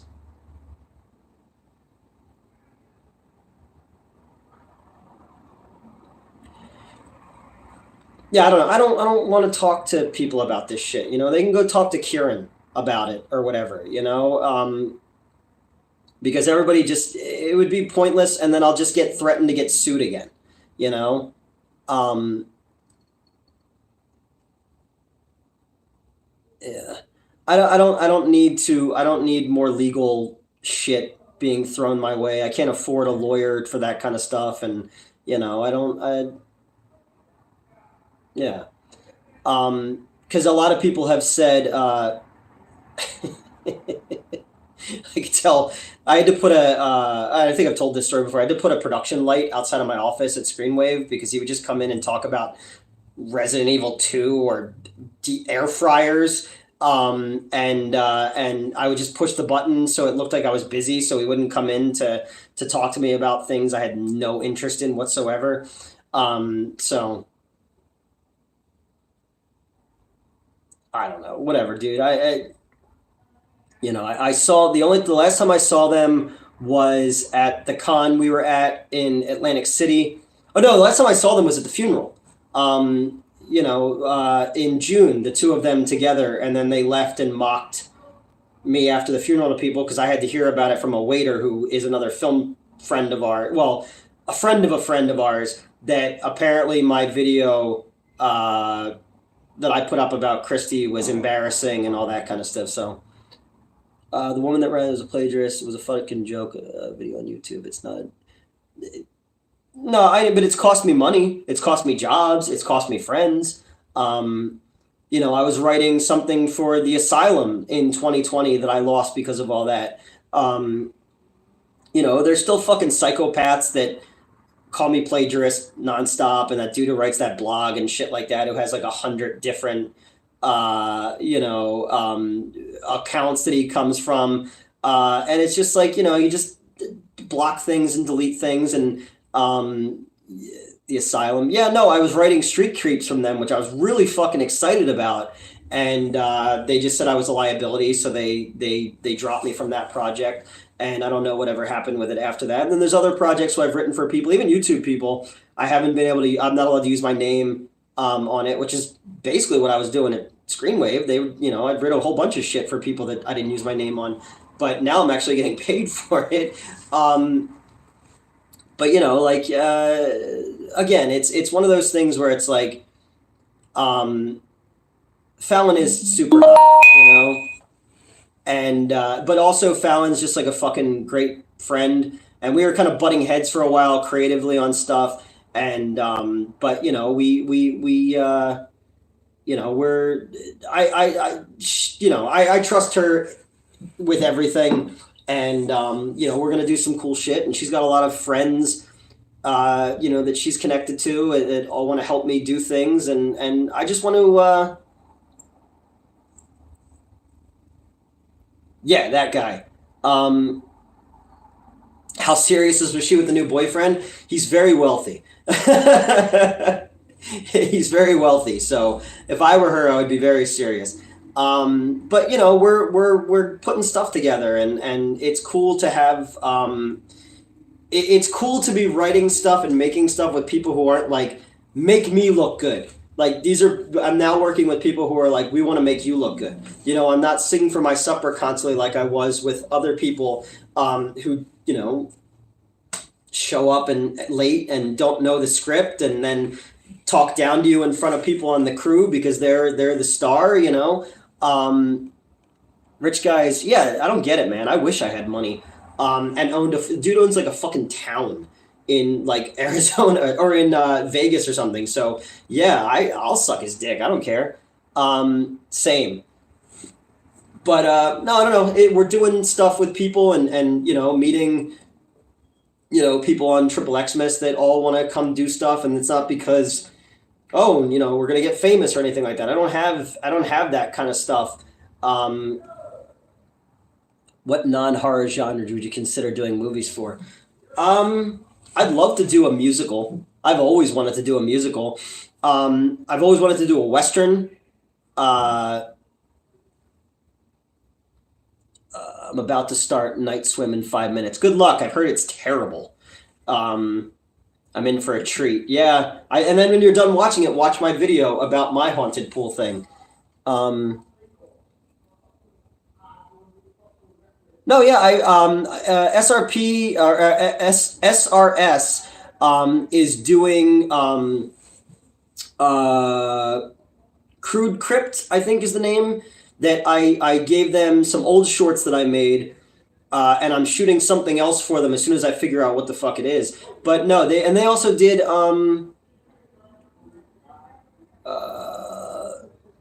did your employee get their drone back? No, they didn't. It never came back.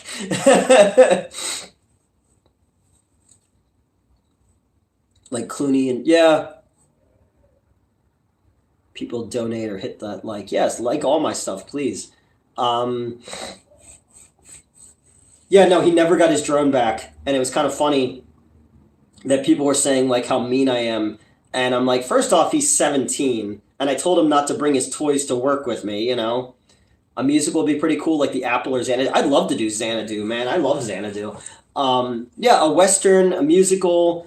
Comedies are harder because it's so subjective.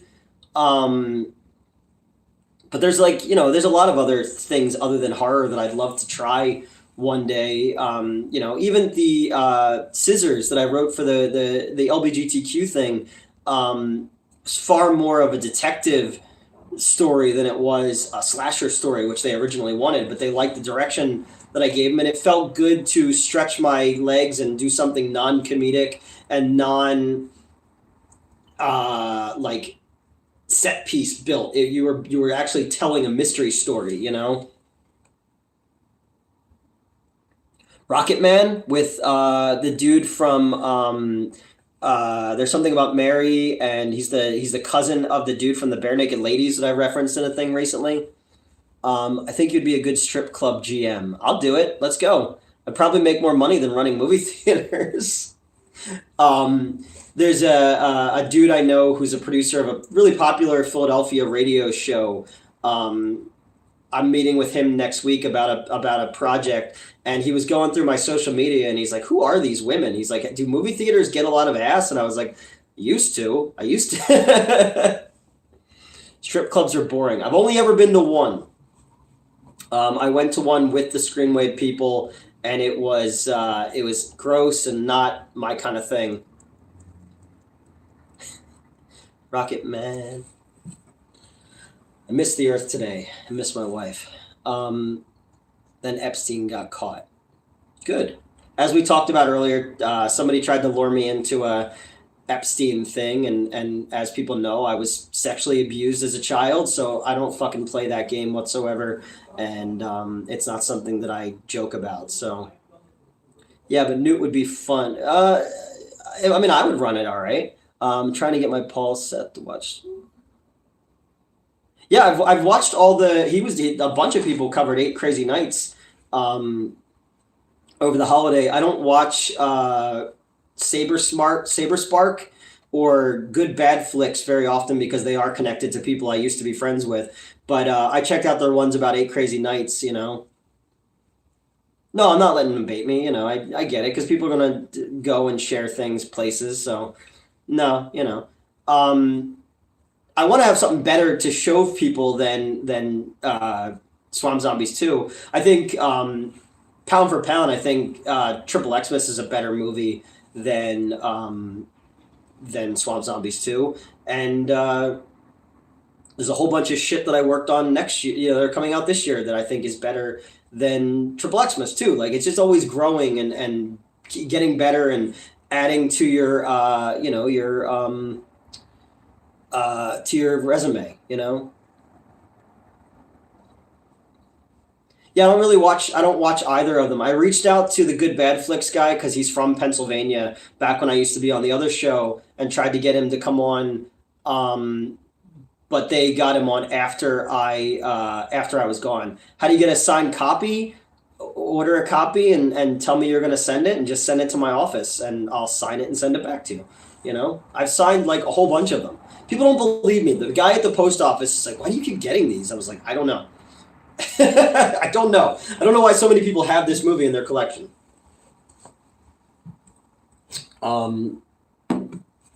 Yeah. I hope my filmography goes up a lot. Jessa Flux, the goddess, does she look good naked? She looks good in everything. And I mean, she's not just beautiful, but she's also fucking hilarious. There was so many ad libs between she and I in the scene where they're all at the table, and then my death scene. She's really fucking funny, and I'm gonna definitely try to. I mean, she's so busy too. We tried to get her into Amityville versus the Galactic Samurai Schoolgirls, but she was way too busy for that. So I want to try to get her in something this year, because I think she's funny as fuck, and I want to get more stuff with her and Fallon and Madeline all together on screen. And I think we can do some funny fucked up shit. I really want to make a Russ Meyer movie this year. I was talking to one of my exes about that recently, that I just genuinely want to make a Russ Meyer inspired film. That's not a horror, not a sci-fi movie. Should be great as Anna Nicole Smith. It is one of her heroes. She's a huge Anna Nicole Smith fan, and it makes sense because they're both just total fucking bombshells. Why wouldn't? What have I done? I've done. What do I have here? I acted in Triple Xmas, which I'm one of the producers on. I did. Hold on, I'm coming back. I should date Jessa. I don't think I'm her type. Oh, there we go. I did Swamp Zombies 2. I have Bongo the Killer Clown down here somewhere. Will you and Joe from... I don't know, because I think as long as his co-host works at Screenwave and he's connected to those the hack movie guys, I don't think he'll ever want to rehash anything with me. Same thing with Mr. Lobo, but that's fine. Like I said in my other videos, I respect them. I think they're great at what they do, and if anything changes in the future, I always leave my door open for people. But I don't see that happening. I think that those bridges are unfortunately burned to cinder. But no, I've done a bunch of stuff. I worked on the Coney Waves comic book that came out this year, which is based on a screenplay I wrote in 2012 for the CW. What else did I do this year? I had Shark Exorcist 2's coming out. It premiered in Japan. Debbie Does Demons. I did a part for that, came out this year. A lot of writing, producing, and then I feel like you and Joe would be great together. He's similar. Yeah,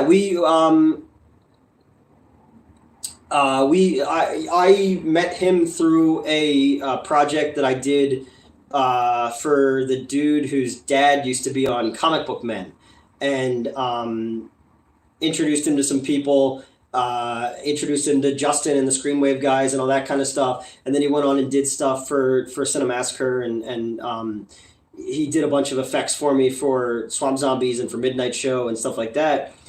So I thought we had a pretty good working relationship, but yeah. Because I'm trying to figure out how to word things without getting myself in trouble. The last Republican debate was on the CW. Was it? I don't know. The thing that I wrote was in 2012. They wanted to turn Coney Waves into a anyone you ever work with on a movie that you don't like rubbed you the wrong way. Yeah, a lot of people. I don't like when people make the jobs of the people who are on set harder. People who act like they're better than people, or talk down to people, or when everything is planned out, throw things out at the last minute because they don't want to do it. That kind of stuff bothers me, because it's like everybody's there, and trying to make anything is hard enough as it is. And when you throw into that, like, diva mentality or uncooperativeness in any way, shape, or form, it just makes things harder for people. And so you don't like Lloyd? I love Lloyd Kaufman.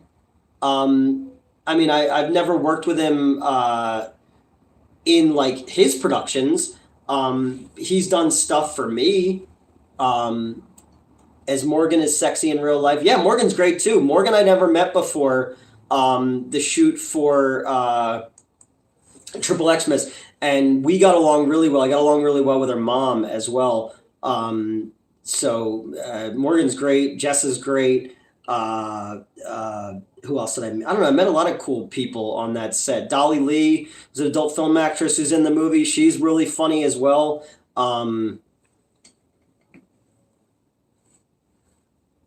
Oh, thank you, man. I'm glad. Thank you for showing my stuff to people.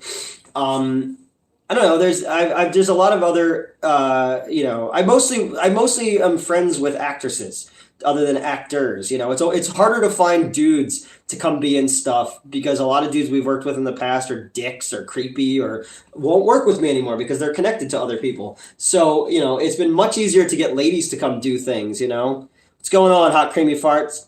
Have you ever met Danielle Harris? Only at a convention. I've never worked with her on anything. Always been a big fan, obviously, beyond like Halloween and Roseanne and shit like that. Always been a big fan of her. If I could afford these people, I would have them out on my sets, pretty easily, but I can't. I'm friends with animators and furry porn artists. Nothing wrong with that. I know some animators, and I know some real porn people. I don't know any furry porn people. Although Metz goes to a lot of, are you still friends with Donnie Yen? Who's Donnie Yen? Is that the dude from Rogue One? I'm one with the Force. The Force is one with me. Is that Donnie Yen? I know like live action porn people that I've worked with in the past. I don't really know any. I don't know any furry ones. Although Metz goes to furry conventions. So, what's Rogue One? Rogue One is a Star Wars prequel. My heart goes out to you, man. I get it. Yeah, the goal is to do stuff this year and to continue to push the stuff that we've already done. What's Star Wars? It's a thing that people like. I heard about that. She was a dick to Danielle Harris, and she was a dick to the Taylor Scout Thompson, or whatever the girl's name is. Should Clancy Brown be considered a legend? Yes, he's the Kurgan. And he was Lex Luthor and Pet Sematary 2, and he's great. Kind of a furry, but I'm not into the fandom. Yeah, videos that Matt's shown me are fucking weird. But if you're not hurting anybody, man, it's not my Clancy Brown and the Hurricane. Oh yeah, I forgot about the Hurricane. I've seen that movie in forever with Denzel Washington. Um, yeah, I don't know. If you're not hurting anybody and you're happy, it's whatever, dude. I don't. It's not my bag, but it's somebody's. Um, but I don't really go to. We used to have to do anime conventions back when I was on Underbelly and stuff like that, and it's just not. All right, I'm back. I'm back live. Are you feeling it now, Mr. Krabs? Oh yeah, he was Mr. Krabs.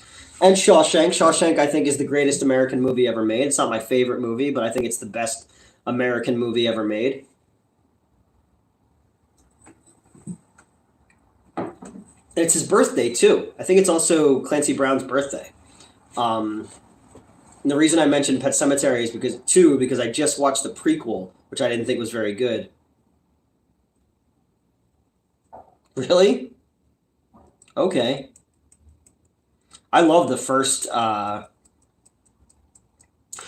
yeah, Bar Wars is an awesome movie. Shit, I haven't thought about that one in years. I used to have that on VHS.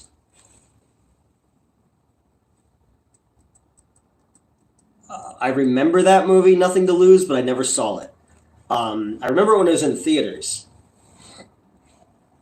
There's a lot of shit that like I just remember the trailers for or the VHS box, but I've never seen them. Because I just tend to watch the same movies over and fucking over again because I'm a loser. Stop, say Saul. Saul? Saul, S-A-W. Did I say Saul with an L?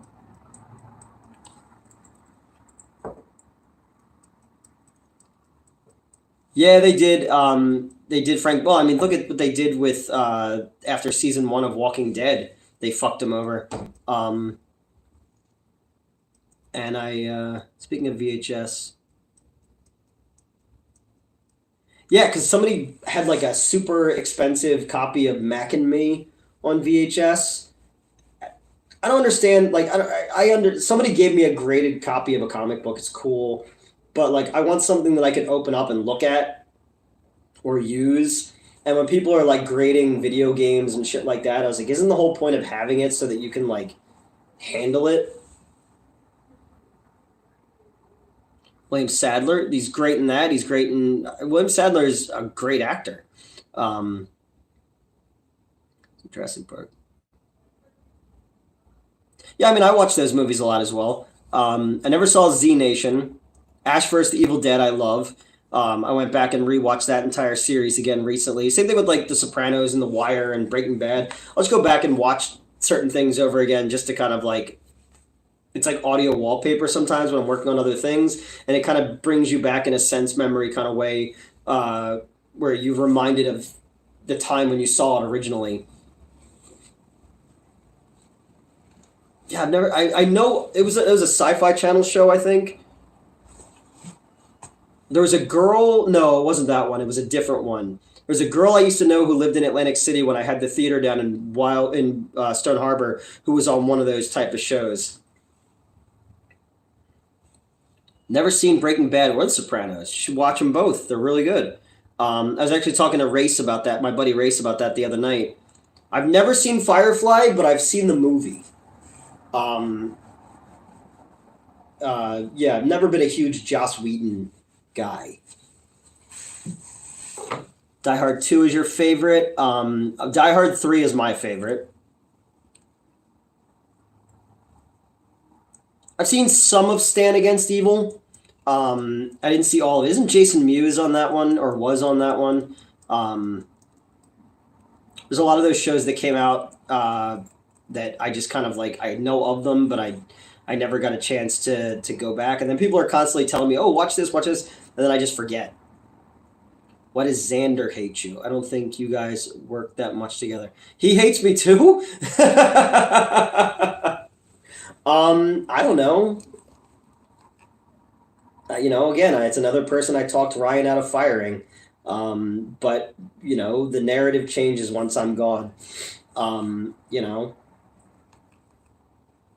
it was getting these people to come back to work after COVID, and I'm the one who got blamed for everything when I was just, it's like the Nuremberg trials, man. I was just fucking doing what I was told to bring these people back. He was another one talking trash recently. It's fine.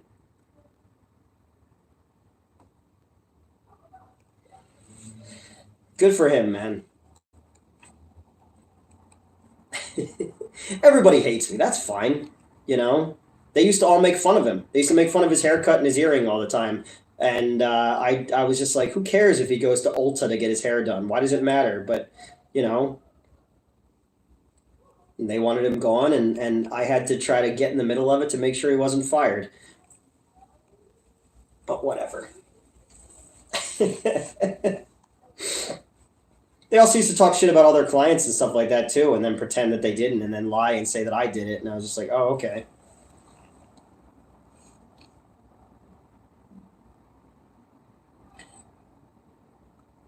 Kinda, yeah. What's my favorite Star Wars? Favorite Star Wars is Empire Strikes Back. Do I ever think there'll be another Elvira? No, I don't. I think that she's one of a kind. I think she's of her era too. I don't think that there ever will be another horror icon like that. You know, we don't live in that kind of world anymore where you can even have those kind of horror icons. You have, you know, Joe Bob and people like that kind of on the tail end of things, or like Svengoolie and people like that. They've kind of been grandfathered into stuff, and they're just being discovered by new audiences through their older audiences. But we don't live in an era anymore where you can have that kind of show new and fresh. Like, we live in a TikTok world where things have to be in 15-second increments, you know? So I love that horror hosts still exist.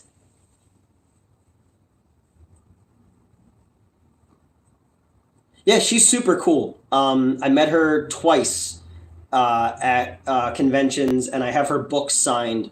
Um, so you know, that's pretty cool to have. I've been a fan forever of her and of Joe Bob and of Spenguli and all those people. Like, you know, we had Stella when I was a kid growing up as our horror host.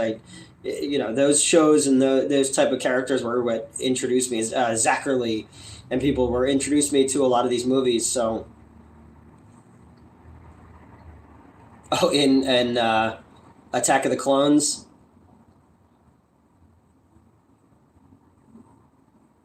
No, but I mean, it's not, because they have all the power and the clout, you know? They strung that Xander dude along for years because of his classified conspiracy uh, cartoon that then they blamed Netflix, who had a very similar idea, and they said Netflix stole their idea. Like, they got the dude to keep doing other people's busy work by holding his cartoon above his head, you know? And so he could be mad at me and blame me for shit, but people get one side of the fucking story on this stuff, you know? Why was I burned out? Because I'm covering for people who are not showing up to work, or getting kicked out of bars for fighting, or too drunk on Mondays to come to work, or fucking liars all the time. And then my work gets, you know, I never should have gone to work for those people, you know? My mistakes were compounded 100% by toxic mismanagement and laziness. It doesn't matter. You're right. You don't have to defend yourself on your own child. No, but I think, like, sometimes I do. Like, you know, it bothers me that you know, my scars are from having to defend myself constantly. These people could just start a new fire and walk away from it. You know, I got fucking people recently telling me that, like, you know, people are saying that I'm a virgin, that I paid women to hang out with me, or they're saying that they're mocking, you know, how I reacted to person I loved, one of the most in the world, dying, and making fun of the video I made of me crying, or, you know, saying all this other shit about me. And it's just like, if I was so fucking terrible for so long, then why did you spend 15, 22 years with me? You know, why did you bring me into the inner sanctum of all this shit, you know? It's fucking revisionist history, because people want to, you know, they want to not have to face themselves. Ah, nope.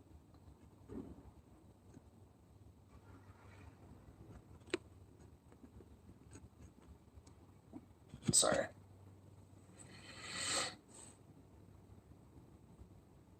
How am I blamed for that? That's just one of those things. It's really funny. My buddy Doran's a big casting producer. Um, did you catch Big Chuck and Little John? Oh yeah, they're from Cleveland, I think. They were a horror host. There's a great documentary about horror host that Mr. Lobo is in as well. And McDonald's or Burger King? I've probably eaten Burger King or McDonald's more, but I try not to eat fast food now because it just destroys my stomach. I didn't see the new Goosebumps show, but I did see both the Jack Black movies.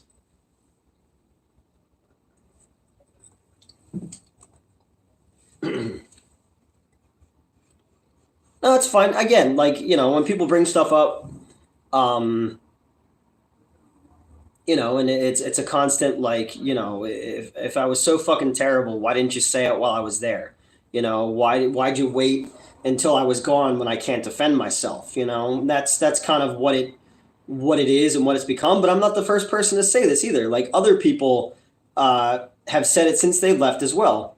Pet Sematary Bloodlines was terrible, and I don't understand what they were going for with the movie either. Like, they must have had like Duchovny for like a day, because he'll just pop in and pop out periodically, and then and then everybody was way too pretty to be the characters that they were supposed to be.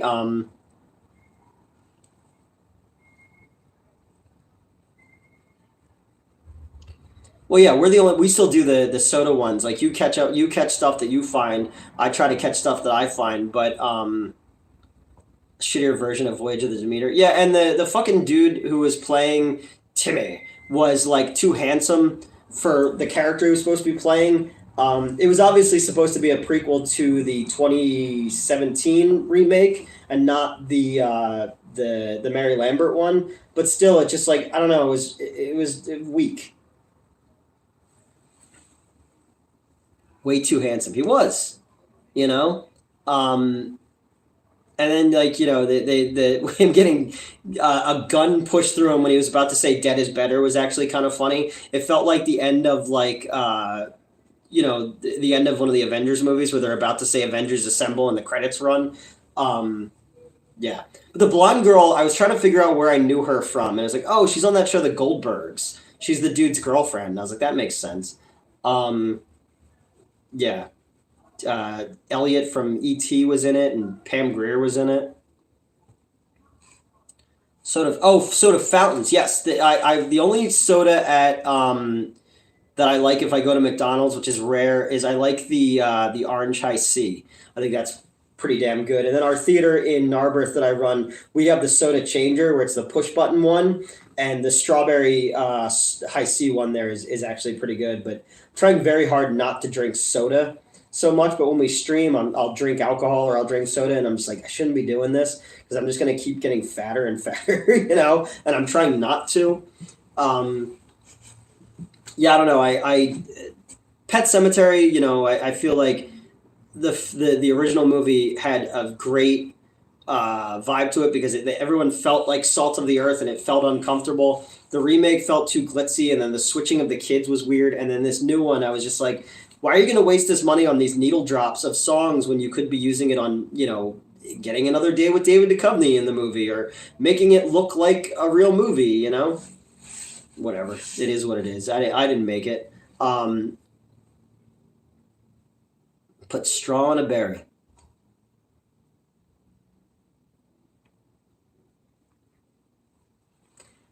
I don't try not to drink very much. You think they can get Phoebe Cates? When was the last thing she was in? I haven't seen her in anything in a long time. There's been more Gremlins hype. There was a cartoon that HBO did, but I didn't have a chance to watch it yet. Drop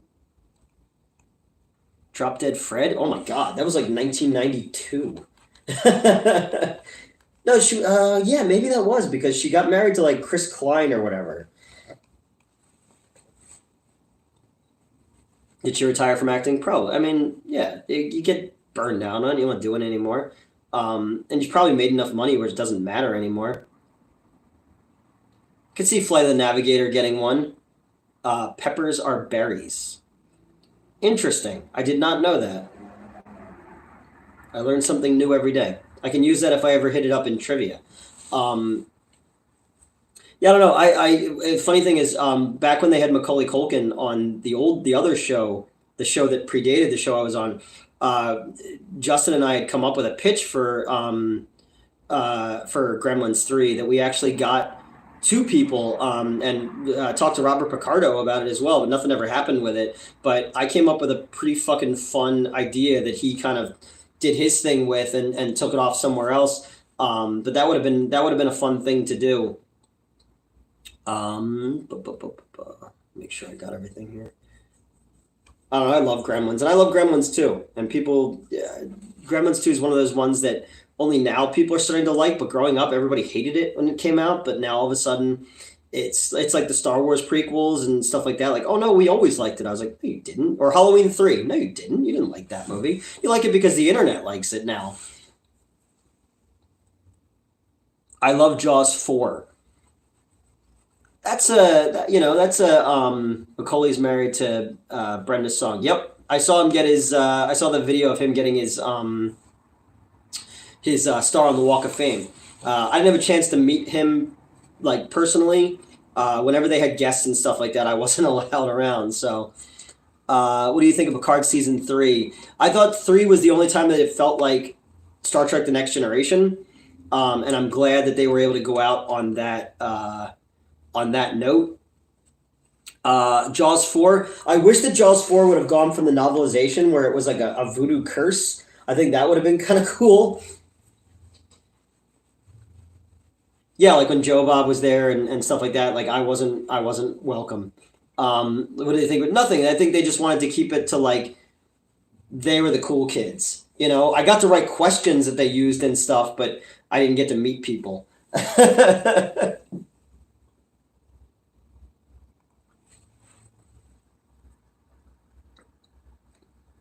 Godzilla's Revenge is interesting. I don't dislike it. It's not one that I'll put on like for fun, but it's not one that I dislike. I don't really think that I like Godzilla just for Godzilla. You know.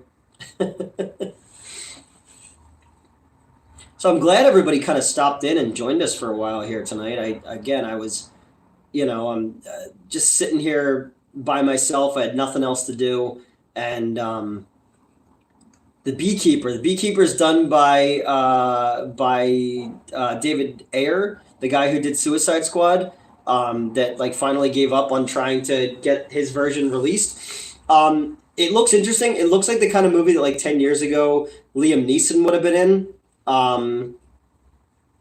Us, you and Elvira. No, I like you guys watching too. Like having somebody to talk to was important tonight. Nobody was around, and I don't really have a lot of people around here. If Metz is busy or Fallon's busy and I'm not working, I tend to not really have anything to do, and then I sit here and go stir crazy. So,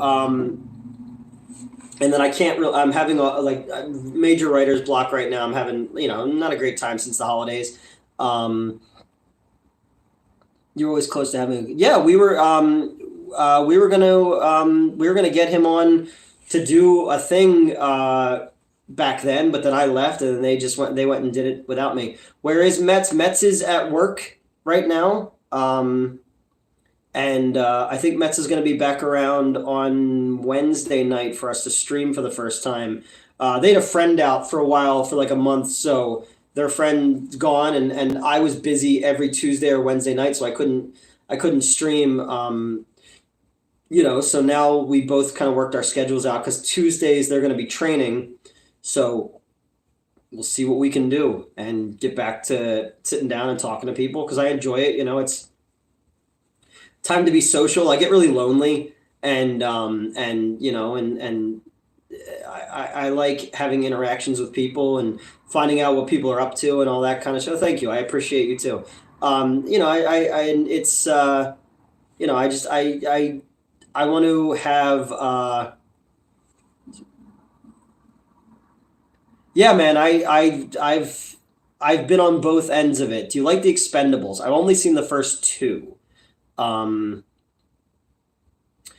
talking, friends who were not there for me when I was suicidal, who, like I've said a million times, who played my voice message for people and it became a big joke, you know, and people were like, well, you shouldn't be so open about suicide and all that kind of stuff. It's like, why?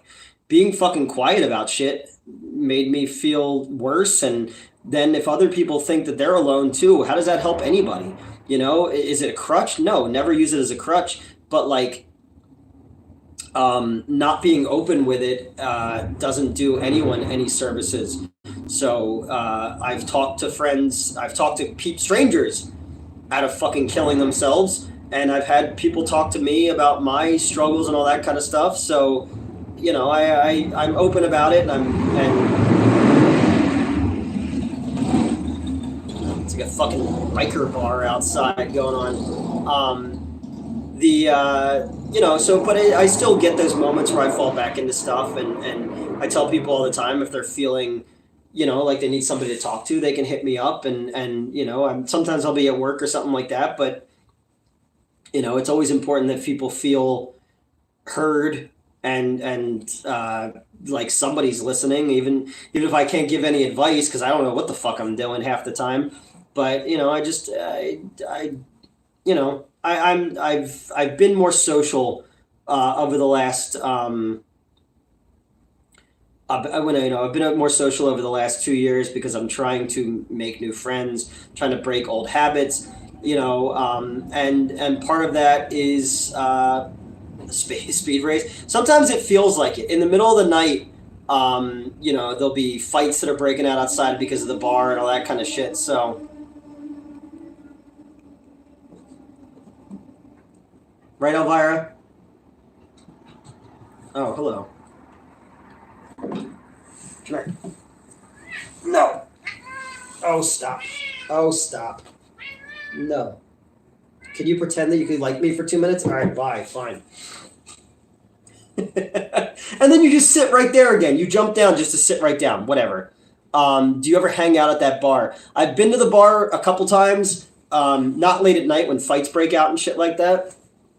My landlord was actually talking to me about that today. We were joking around about it. He's like, do you ever have that stuff going on there? I was like, I work a lot, but sometimes when I'm home, I've heard and seen some shit, man.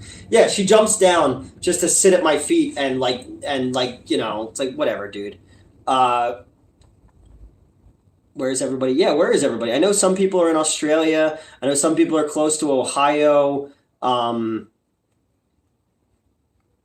You live rent-free. You could always at least pretend.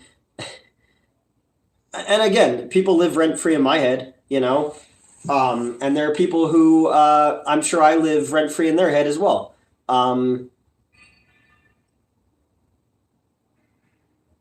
They're jealous. Oh, yeah, I guess that's true. Scotland, Kentucky.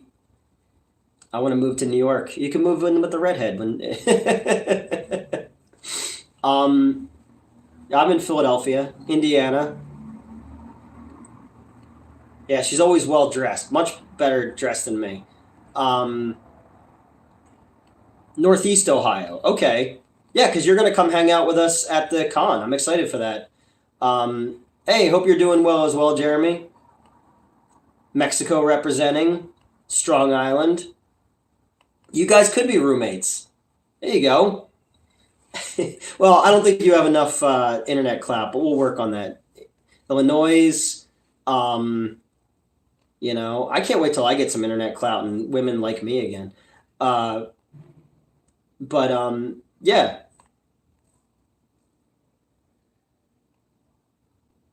I was showing I was showing somebody recently. We have one of our regulars is a local college coach, and we were hanging out and talking, and I showed him the picture of the chainsaw thing, and he just thought that was fucking wild. He's like, "Holy shit, that dude looks like you." I was like, "I know, right?" Illinois, Chile, or Chile.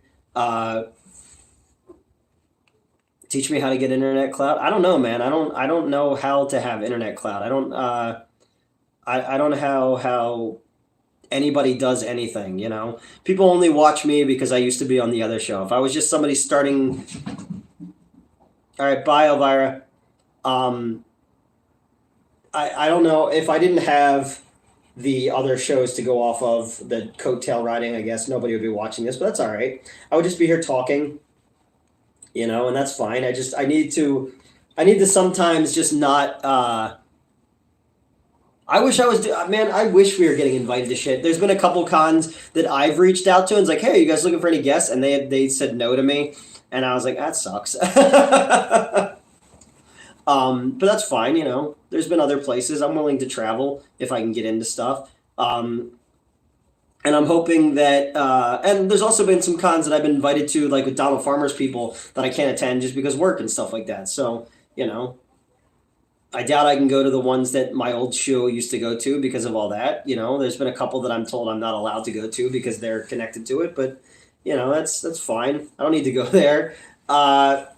But you know, I'm happy that people are here hanging out with us on a Friday night. I had nothing else to do tonight, and you know, I'm always happy when people come and hang out and talk and stuff like that because it gets you know, it gets lame to and boring and sad to be by myself half the time when I'm not working, and even when I am working, you know. So, and you know, Metz is busy and Fallon's busy and all that, and I don't really have a lot of friends. So, and I didn't want to go to the movies by myself tonight because I'm at a movie theater every day, and I don't really drink. So, you know, yeah, it's true. I think you and Farmer would get along very well. Um, he did his own convention last year in Tennessee, and unfortunately, I was offered a big spot there, but I couldn't attend because of work stuff. But we have so many projects this year that we worked on together that hopefully I'll be able to get there. You know, Wild Eye sent me the trailer for Bigfoot Exorcist, which we did. When I'm bored, I do. Yeah, I was thinking about that. I was thinking about doing something else to make some extra money to just not be here by myself or whatever. Um, but yeah, Wild Eye sent me the trailer for Bigfoot Exorcist, and people I used to work with are very present in the trailer, and I'm looking forward to how they are going to promote or not promote their involvement in something that I did. So that'll be that'll be fun to do because that's going to get a big push. So we'll see, you know.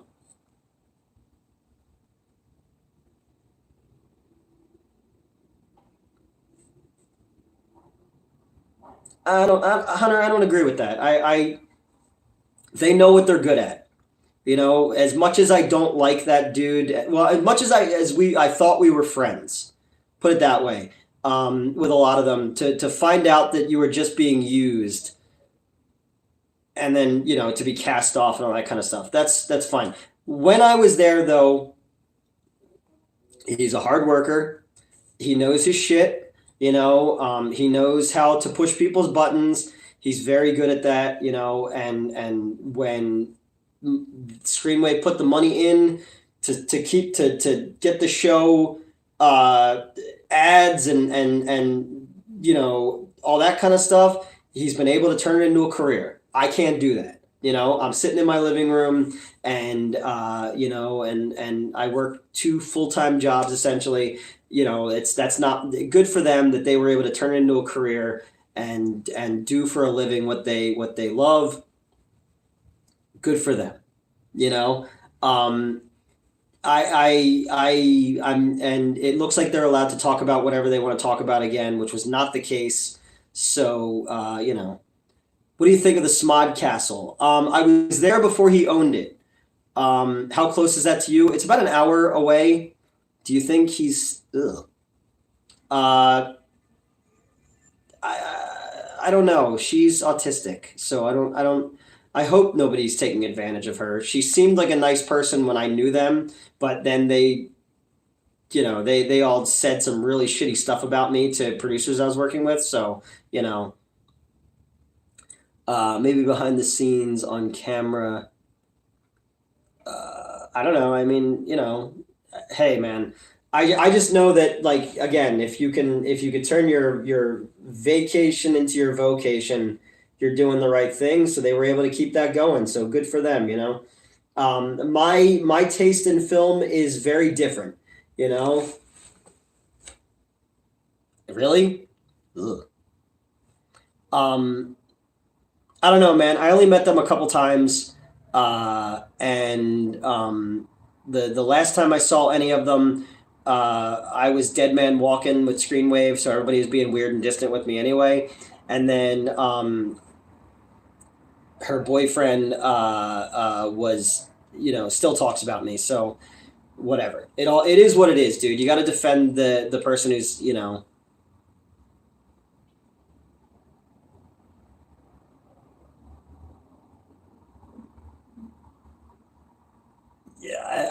yeah. I know he was at too many games because friends of mine, Stephanie Uhas, um, who used to be on the game Overanalyzers and was a big producer for James on the movie and stuff like that. I'm still very good friends with her, and she said that he was there and drunk and acting a fool. So I don't know.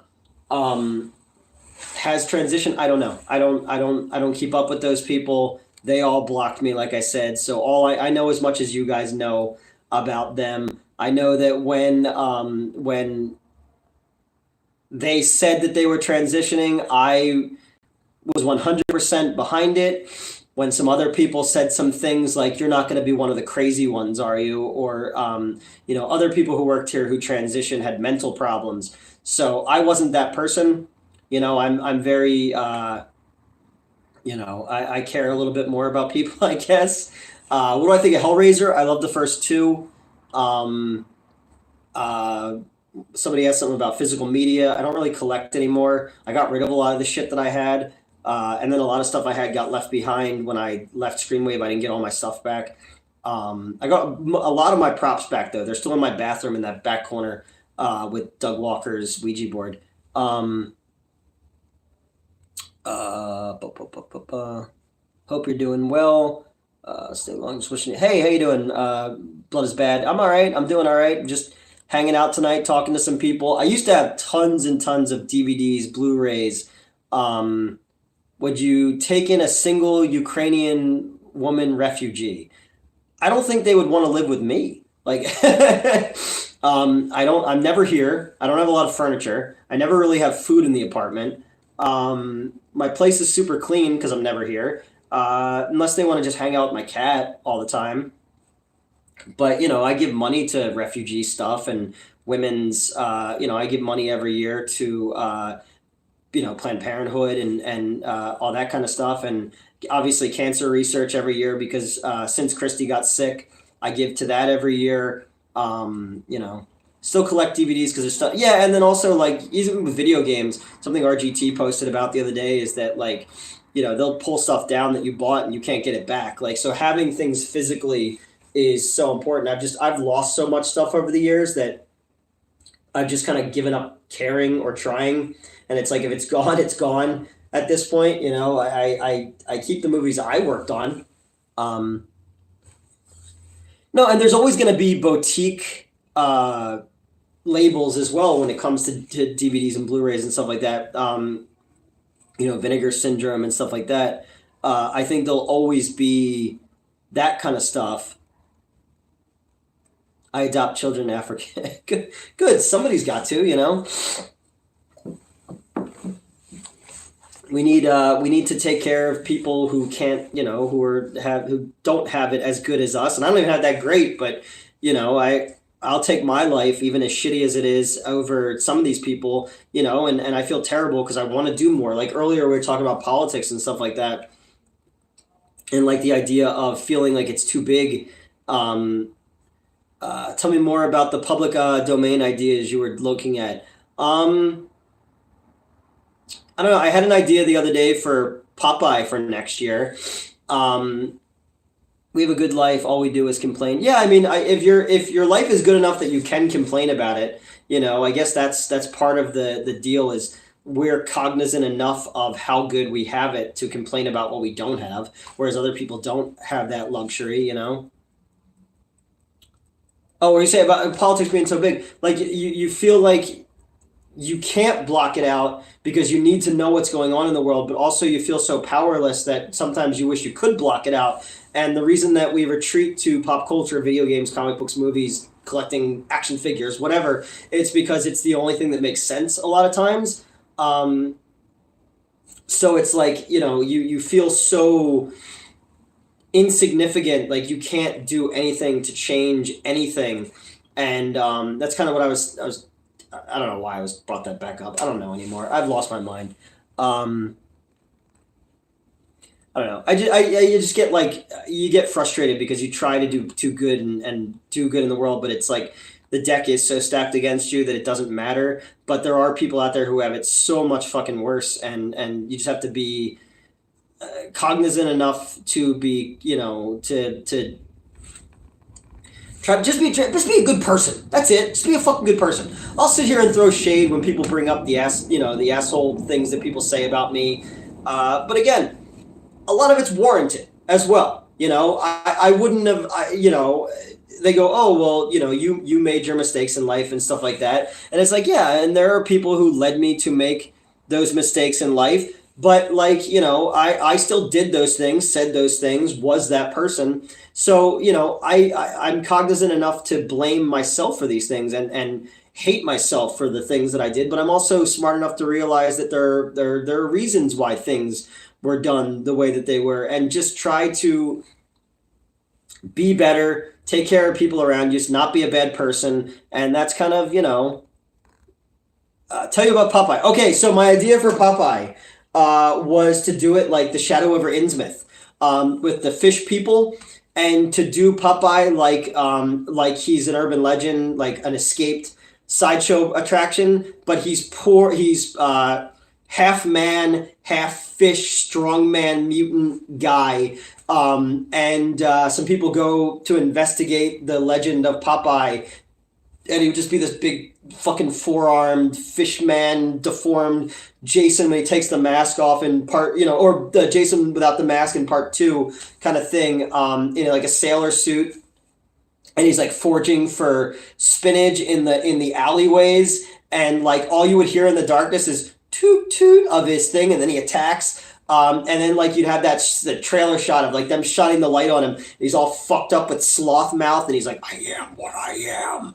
You could do, that'd be fucking cool, right? You do Popeye like that. I don't know. That was the first thing that popped into my head. I was looking at what is in the public domain next year, and I saw Popeye pop up, and I was like, oh, that'd be fucking cool. I had the Jeep as an old one. You could, I mean, yeah,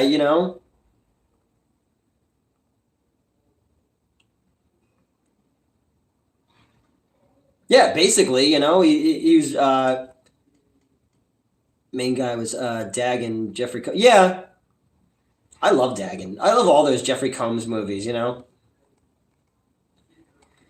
But yeah, you could have like, you could have Bluto wasn't the bad guy. You could have like, you could have Olive Oil is like being stalked by him, and he's just this freak. Or you could have it where Sweet Pea is an adult now and going back to the town, too. Is Betty Boop in the public domain?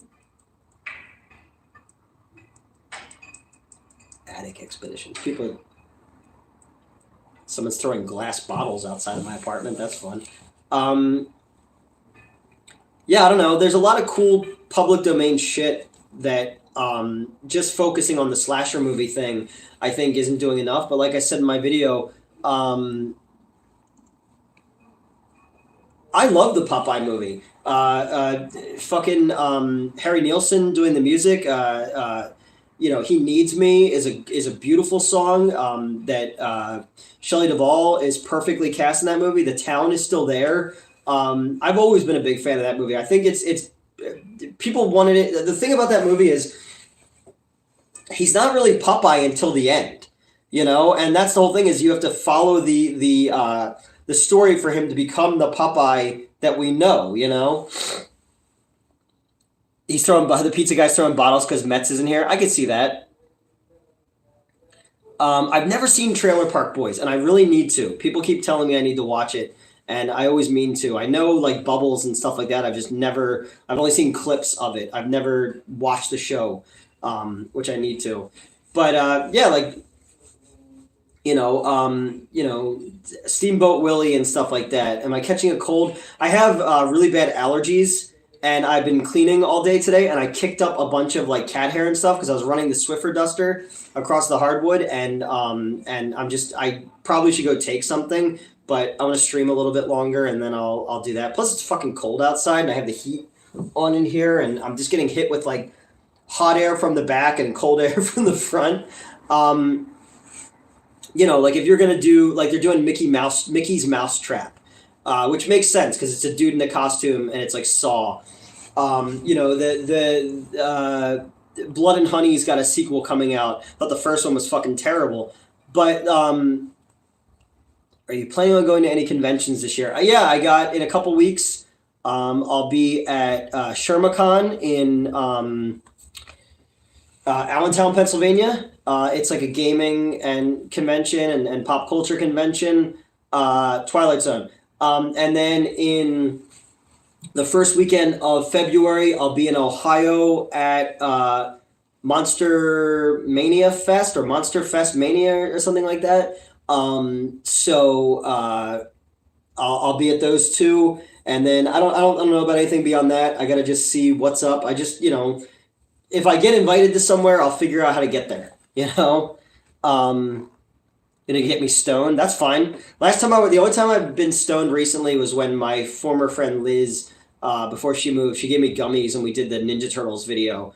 And I was like fucking out of my head on that one because I have very little tolerance when it comes to a lot of substances. I've done gummies. I've smoked weed.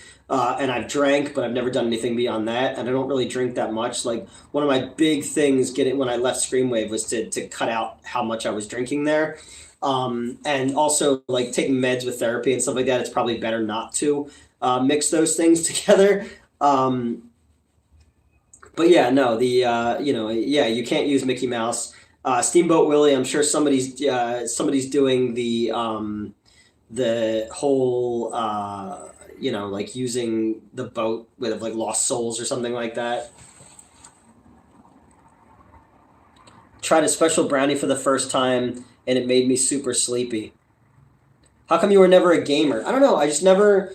The older I got, the more complex things got, and I didn't want to read a manual on how to do shit. I like to just sit down and just pick up and play. And then gaming culture made me not a gamer. Just same thing with anime. Like anime fans turned me into not an anime fan, and then, nowadays my whole perception of gaming is so colored by those, is so scarred by those people who I used to work with. Even the games that I did produce over there, that it's just not something I'm particularly interested in. Motor City Comic Con is in May. There's a Creamboat Willie. I saw somebody put that. I think it was Screambox on Twitter shared that on my thing.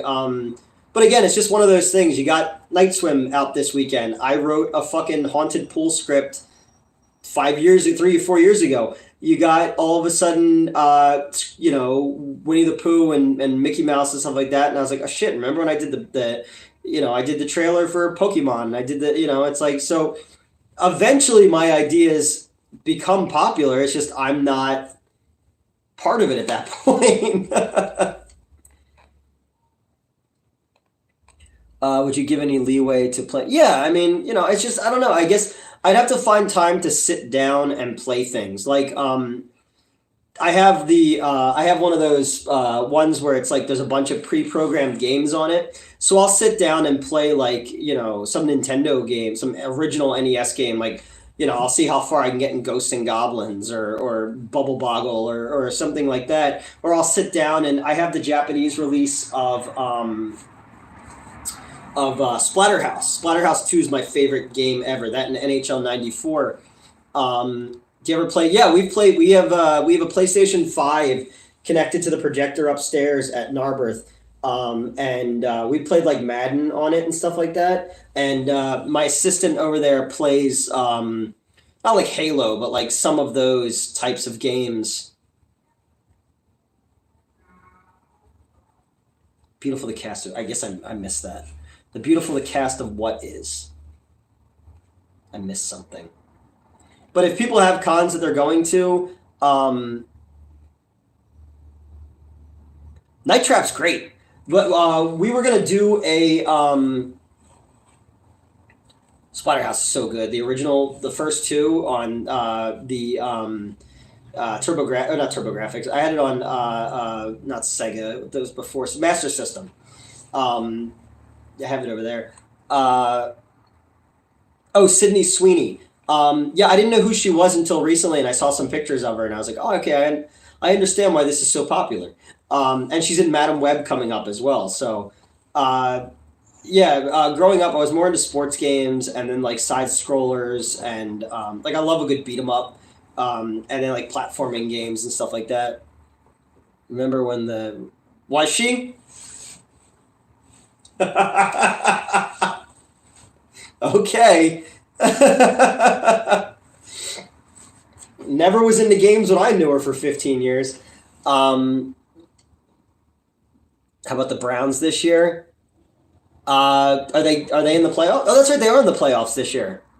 Eagles are falling apart. That lasted for a few months. I guess it wasn't getting the traction. Mutant League football is a lot of fun. Mutant League hockey was a lot of fun. Yeah, I played a ton of those types of games when I was younger. Streets of Rage and all that kind of stuff. But yeah, Night Trap. We were talking about Night Trap. I wanted to do back when I was at the other company, I wanted to do a fake trailer for a Night Trap 2, and I had planned everything out, kind of like the Barney thing, and it just never happened. But that would have been a lot of fucking fun to do that, because I was a big fan of Sega CD. I loved the FMV games, and I had written one for Planet Frankenstein that we were going to do before everything kind of stopped with the other producer I was working with. But I'd love to go back and do like a Sewer Shark, style game or something, Dragon's Lair or something like that. It would be a lot of fun to do something like that. And NHL '94 is amazing. One of my biggest things was FMV games are making a comeback. Are they? I love the backgrounds on those. I had an Exorcist idea. I think I posted it in the Discord based on a dream from last night. And the way I saw it in my head was like an FMV game, you know? I feel like Sydney Sweeney's feet smell. That's okay. I've known beautiful women with ugly feet, and or BO or whatever like that. You take the good with the bad. If anybody, I'm happy anybody wants to be around me. I can take certain things like that. Thanks. I try to smile when I'm talking about things I love. I gotta be miserable at work half the time because I'm just trying to keep control of the fucking place. More people outside fighting. But yeah, no, the idea of doing Newt's always around beautiful women. I used to be, Yeah, I get to when I can. I have a lot of attractive female friends. Apparently, I pay them to hang out with me, as I've been told recently. I guess people think I have more money than I do. I told that to Fallon, and she's like, oh, have I not been getting my check? It's right next to your window. I'm on the second floor. First floor downstairs where my living room and stuff like that is definitely louder. I sit up here, but you could, voices carry.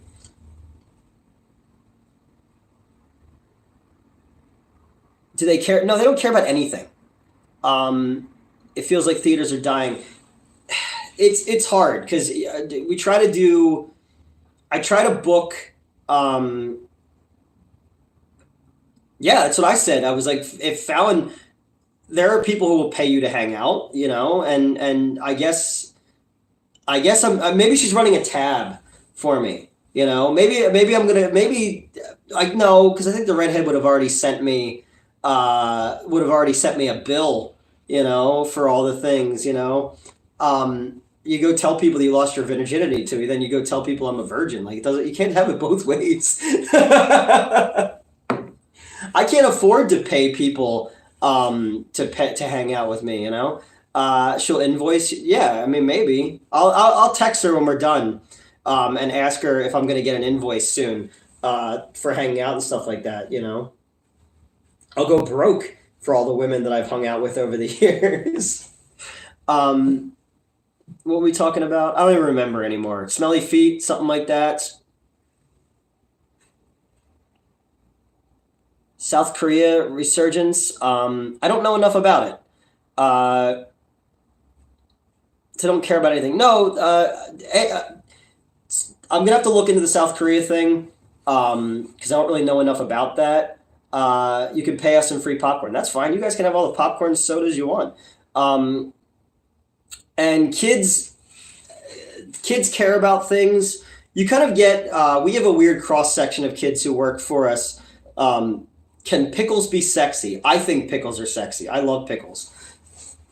They love TikTok. Yes, I've seen movies by him. They love TikTok and social media shit and Twitch and streamers, because we had that conversation that I filmed of them explaining words to me. When it comes to media, though, like, it's sad to find out that 2010 is old, you know? So I don't know. It's harder and harder to find common ground with people. But I also play this fun game with myself where when I make a reference to something or I'm trying to explain something, hemp underwear? I don't think so. I don't think Metz is really like a hemp person. I try to like figure out a reference to something that they would know, and that gets harder and harder as I get older and older and trying to figure out who the fuck these people are. And you know, and it's difficult. Getting old sucks.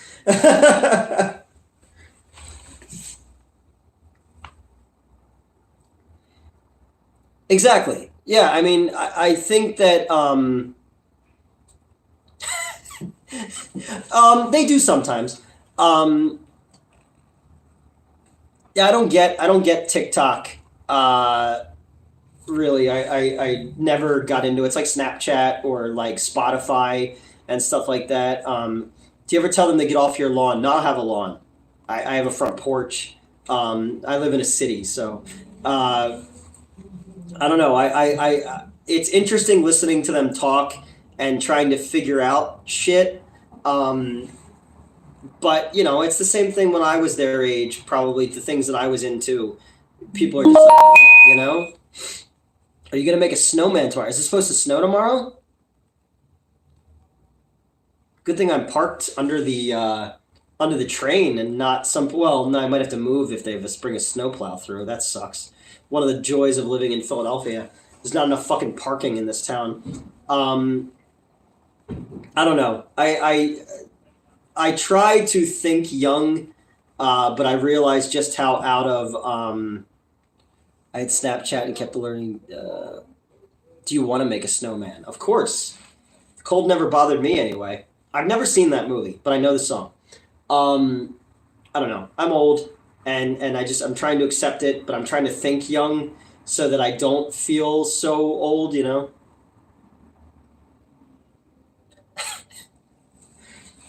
But there's some of them, like we have kids who are like really like theater kids who work for us, and they're, you know, they've taken an interest to certain films or literature or things that you know, that I know. I need a dumb 25-year-old, please. You've never seen snow. Oh, I guess that would make sense where you are. We haven't had really a lot of it over the last 2 years, but you know, there are times when I got stuck at the theater for 3 days by myself because of a blizzard, and that was no fun. It was like the fucking Shining. But then again, I was also trapped at the hotel down the shore during a tropical storm too once, where I was like the only person on the island. I should do that. I'll put a hat on backwards and carry a skateboard. Hello, fellow teenagers. You've seen enough snow. Snow is great until you have to drive in it, you know?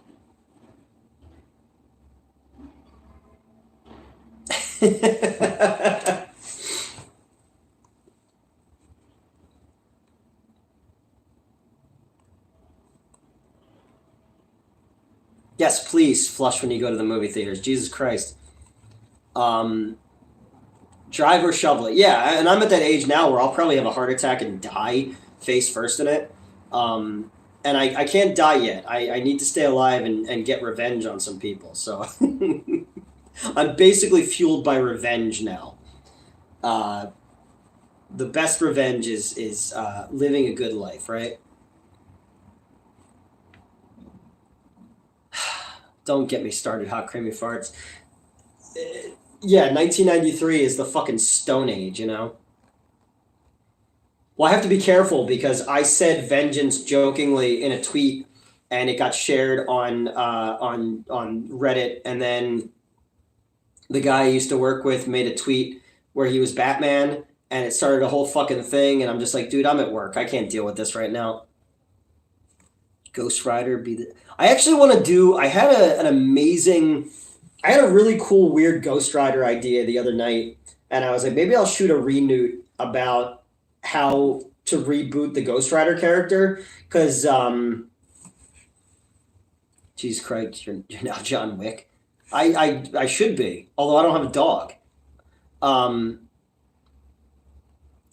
no, apparently you can't say it jokingly. So they do watch everything I do. That's the thing. And then there's some people on my that were on my personal Facebook that I kind of thought that they were over there, but I couldn't prove it until then. But like I said, the mods over there are like, we don't want to be brought into a lawsuit. We're just here for the memes. This is who this person is. And then they deleted their Reddit name, and they deleted me from their Facebook as well. So I was like, all right, well, there you go. We solved that problem, you know. Not Ghost Rider, Ghost Rider. I had a really cool Wendigo, Spring-Heeled Jack, the Rake inspired concept for the Spirit of Vengeance, and I was like, maybe I should write that down or you know, do a video about it, and ties it back into the Cowboy Ghost Rider and stuff.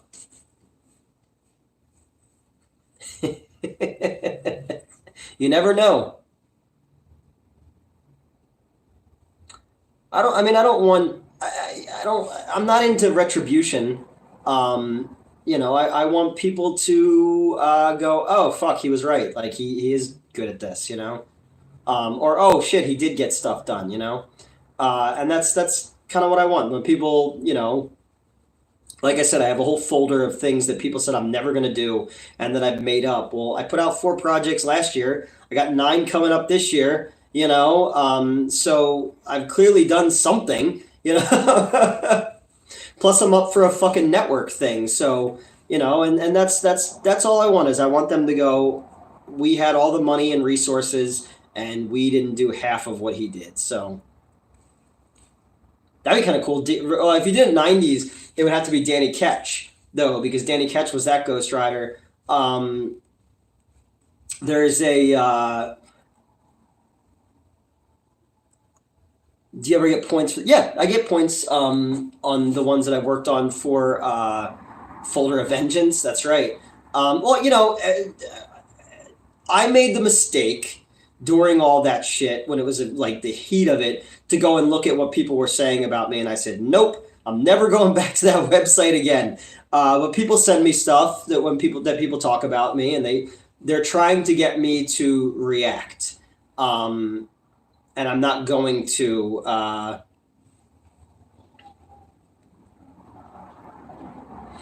They're trying to get me to react and freak out about it. I'm not going to. But I kept the things that people said. You know, I screenshotted them. And, you know, and I also know the people who've reached out to producers and friends I've been working with from Reddit and stuff like that to get people to stop talking to me, which is, you know, you could be held liable for that.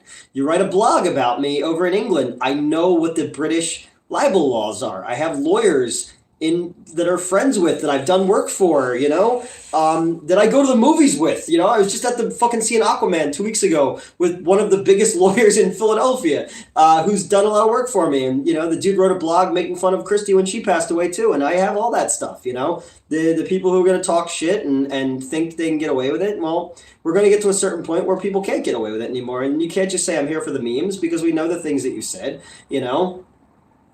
but I'm not here for that. I'm here to, I don't forget.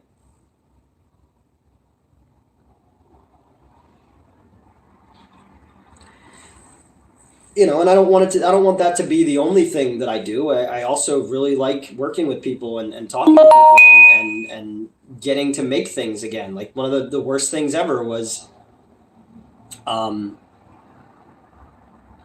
thank you. Getting to when people didn't want to talk to me anymore, didn't want to work with me anymore. Have I seen FDR American Badass? Yes, I have. I actually got Barry Bostwick to sign my copy of that. I have a picture with him. When people weren't talking to me and stuff like that, that sucked, because it's all you want to do is create and tell stories and be part of a collaborative effort. And then it took people a while to come back around and for them to do their own thinking about the situation and go like, well, yeah, wait a minute, like, why are you the only one who got punished for this? Why, they had all these, they had months to check these scripts and they didn't do it. And wait a minute, your name's not on it. Like, you might have done this thing, but why were you writing 26 of them? So once people started to think about it a little bit more, they go, yeah, you fucked up, but a lot of things led to that. It was how I handled it afterwards that made things so much worse. Because nobody expects to be in that situation. But a lot of people came back around. I've been here for the memes that are rotten. Yeah, I mean, there people were, and a lot of what they say is, because again, I become friendly with some of the people over there who've reached out to me, and they're not bad people, and they get it. And, they had their laugh at my, at my expense and stuff like that. And then they said that, they realized what was going on, and you realize that people on the internet are actual people. Like, I plagiarized lines from scripts trying to cobble things together to get work done. I never deleted child pornography for anybody. I never groomed anybody. I never made little kid bathing suits with my face on it. I never abused women. I fucked up and did something a writer should never do, and then I handled it extremely poorly, because I had a nervous fucking breakdown, and I put myself in that position because I was too afraid to ask for help and too afraid to say no. Wait a minute, who did that stuff? Other people, other YouTubers. There's a lot of YouTubers out there who just have gotten away with shit, and because they have money and clout and power, and people are afraid of them, and they can make things happen, that's, where you look at all the change the channel shit that went on, all the Channel Awesome stuff. Those guys they got away with it,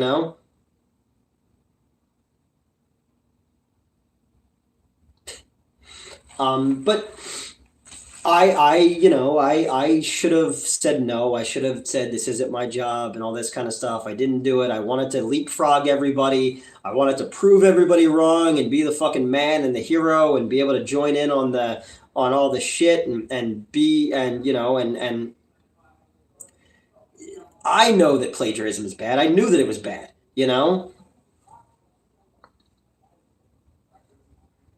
I don't know. No, I don't. I thought I handled it extremely poorly. You know, yeah, yeah, stealing from charity. How about that? Um, for 10 years stealing from charity. And then people are coming out and defending these people without knowing everything. And then for people to make to still be blaming me and making jokes at my expense. I was there for 2 fucking years, and I'm building decks for the owner instead of being home, or I'm getting guns out of people's houses, or going on, on errands with them, or covering for people not coming to work and shit like that. Like, yeah, did I fuck up? 100%. Did I use my company credit card to get a haircut one time? Yep. Did I bring women back to the office sometimes to hang out and play video games or watch TV and shit like that? Yep. I did all of that stuff. Did I,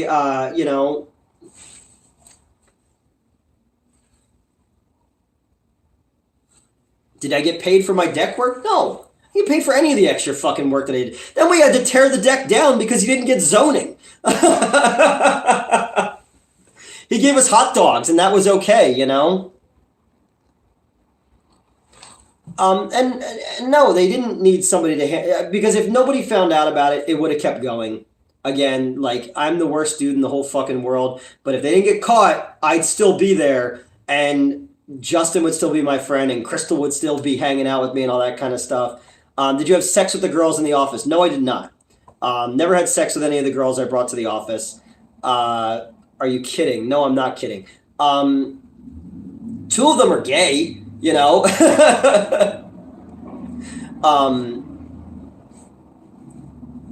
Yeah, people are defending child molesters and stuff like that. I brought people back because I didn't want to bring people to my apartment. We had one situation I'll never forget. I got chewed out. There was a nerd bar that was up the street from the office, and one of my friends was going through a thing with her girlfriend. Were people having sex in the office? I don't know. I'm sure. I mean, after I was gone, I'm sure they did.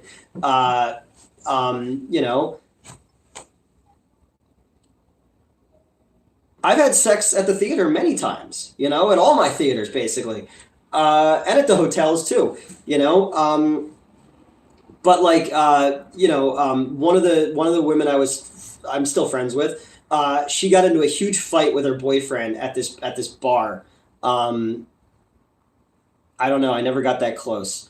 And they got into a huge argument, and she asked me to come get her. So I went to pick her up, and she was sick, and I took her back to the office to wait for her friend to come pick her up, because I think it would be inappropriate for me to bring a drunk woman back to my apartment.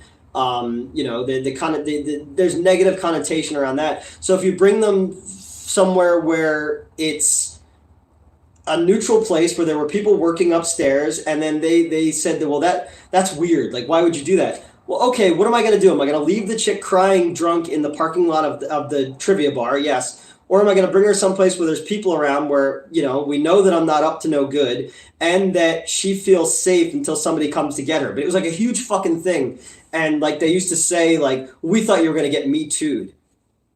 These women wouldn't be here hanging out with me if they didn't fucking trust me. You know what I mean? Like, Fallon has kids. Fallon wouldn't be with me if, around me as much as she is if she thought that was a thing. My biggest thing is making sure people feel comfortable and safe. The one girl who came back, they sent video, because there's security cameras everywhere at Screamwave, and it was us coming through the back door, and it was with this girl, April, that I'm friends with, not James's wife, a different April, and her friend Lisa. They're both gay. They're both costume designers. It's when we were going to do Sharkula, and we had just gotten the mask in, and they knew what we were there for, but they tried to tell it to Crystal to make me look like the bad guy. You know what I mean? Or like, you leave the bar, and I didn't want to drive home because I was a little tipsy, so we would go back to the studio, and there's cameras everywhere. You could tell what the fuck you were doing, but that was another thing that they brought up. It's just like one of those things. It's like, to redirect everything and to make you look like the fucking monster all the time, and it sucks. It sucks to find out that you thought that these people were your friends and all that stuff, and I don't agree with Kieran on a lot of things, covering for him when he got beaten up at that bar and he had a black eye, or not, being too drunk to come to work on Mondays because of barcade or stuff like that.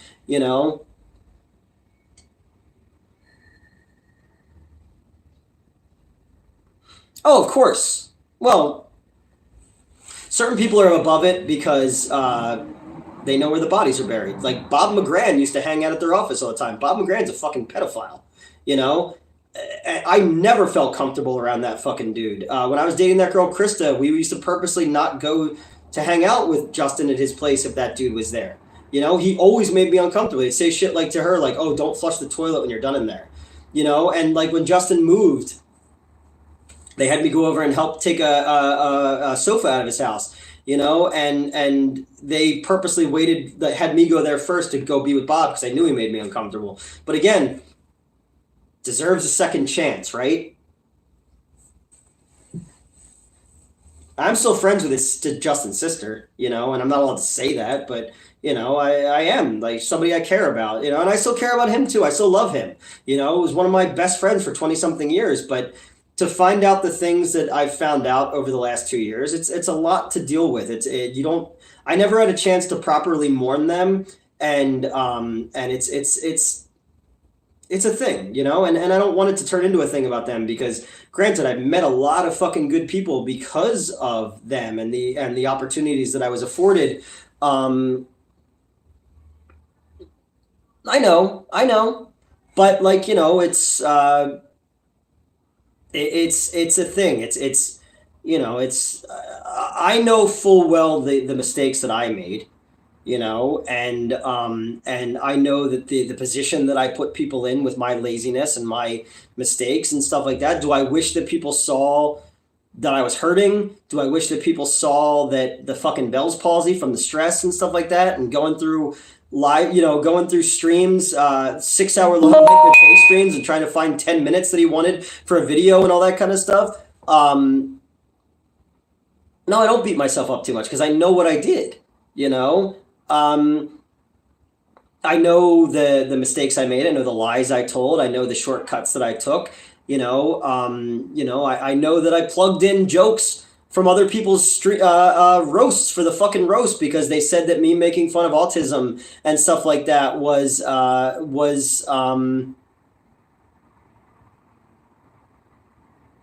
yeah. It wasn't even 2 weeks. It was the same week that I had the Bell's palsy. I was there running the front desk of that Detroit thing and then running the game room while everybody else got to go out and shoot content with, you know, with Mick Foley and all that kind of stuff, you know?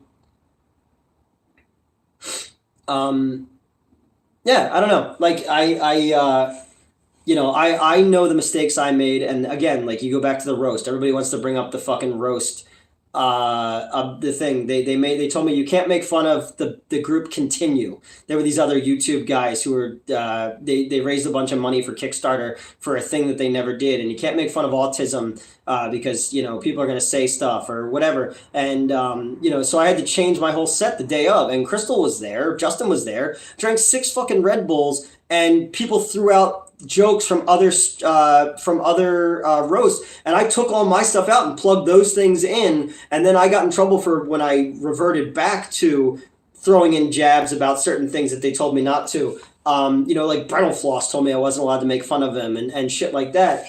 That's why I have the ahs and ums in there because I had practiced it so many times, you know. Can we talk about the present and the future? Yes, we should. I get upset because I'm never going to feel okay about what I did, and I'm also always going to be chased by the fact that no matter what I do, somebody's going to say I stole it from someplace else or whatever. But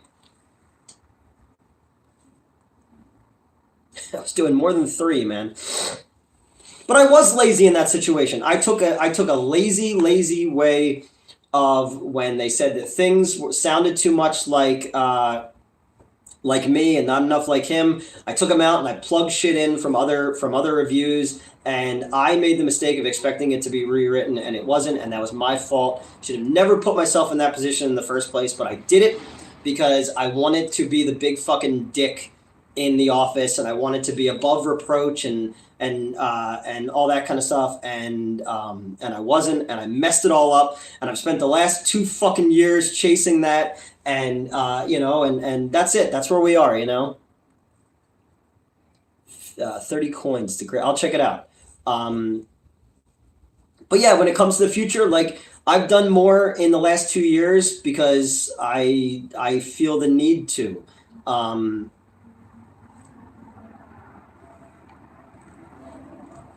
Yeah, I dream about a day when we'd all have a chance to sit down and we're all past it. No, they're not. They're still making fucking videos about plagiarism and shit like that, and I get brought up into it. Um, and I deserve to, like I said. But I dream of a day where we can all sit down and clear the air. But it's never going to happen. And my biggest goal is to create so much shit that people can never say that I took it from somewhere else or that I'm lazy and stuff like that. So I don't turn off. It's a constant desire to keep creating and getting my name in things to so that they eventually go like, okay, yeah, that was 5 years ago, and look at all the shit he's done now. Like, look at the big stack of garbage, not garbage, but stuff that I've done. And that's the thing that drives me more than anything is to create enough stuff that stuff doesn't matter anymore. Fallon told me the other day, she's like, just be so busy that the nonsense that people say about you doesn't matter anymore. Because I do love this stuff, and I do love getting to entertain people, and I do love that people give a shit and followed me over here and all this kind of stuff. But I do also get like I constantly feel like I need to justify myself for everything that I do. For anybody who's on the cusp, when that dude's plagiarism video came out and got like 10 million views, I lost 100 subs because there were any people who were like, we're on the fence about you, but you're a piece of shit. And I was like, all right, well, you've had 2 years of me doing my own thing, and I guess I haven't convinced you, so you're gone now, or Twitter followers, There are people who I didn't realize unfollowed me because they follow the other guys, and I've never asked people to choose sides or anything like that, but it's like you go to the strong hand. I think people think also that like playing to the people who have the clout is going to help them when they wouldn't fucking help you, unless you've got something to offer, they ain't helping you. I can't offer anything to you guys. I don't have any money. I don't have any clout,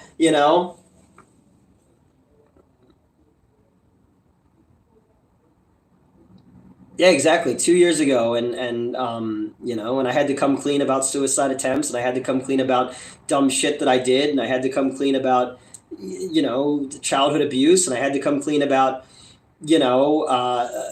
having Screenway pay for a haircut, and bringing girls back to the thing, and it's like, I know, if I did, I'd be rich. No, if I did that, nobody would talk.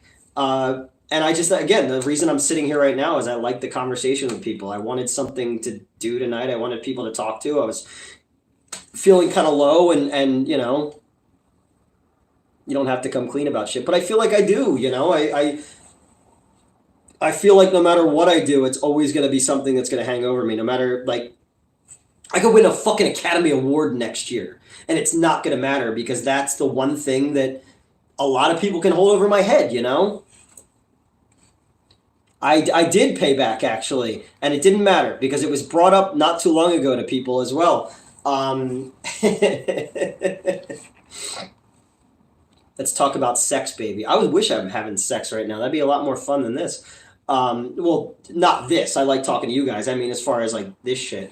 But, everybody's got skeletons in their fucking closet. And, I've been very clear with mine. I've been very open with mine. And Reddit will say I'm cringe and everything's a pity party, and everything I do is airing out old grievances. Trying not to, but I'm also trying not to avoid it when people bring it up. So then they can't also say that I delete comments and shit like that. The only person I delete is that fucking crazy person, because he keeps making it super obvious that he's who he is. But yeah. And again, everybody deserves a second chance, right? But whatever, dude. I've got sex and Trek. Is that the Shrek is love, Shrek is life thing? I showed that to some somebody showed that to me like 2 years ago, and I was like, this is insane. It came up recently, and I showed it to one of the older guys who works at theaters. Like, what the fuck is wrong with these kids? I was like, I don't know. But put out a bunch of videos recently. The Godzilla video did really well. I'm glad people accepted my apology. People watch my end of the year video. Yeah, the one who was writing fan fiction, but then once they found out that Metz was trans, lost his fucking mind because I guess it questioned his own sexuality. So that was kind of funny to watch that whole thing.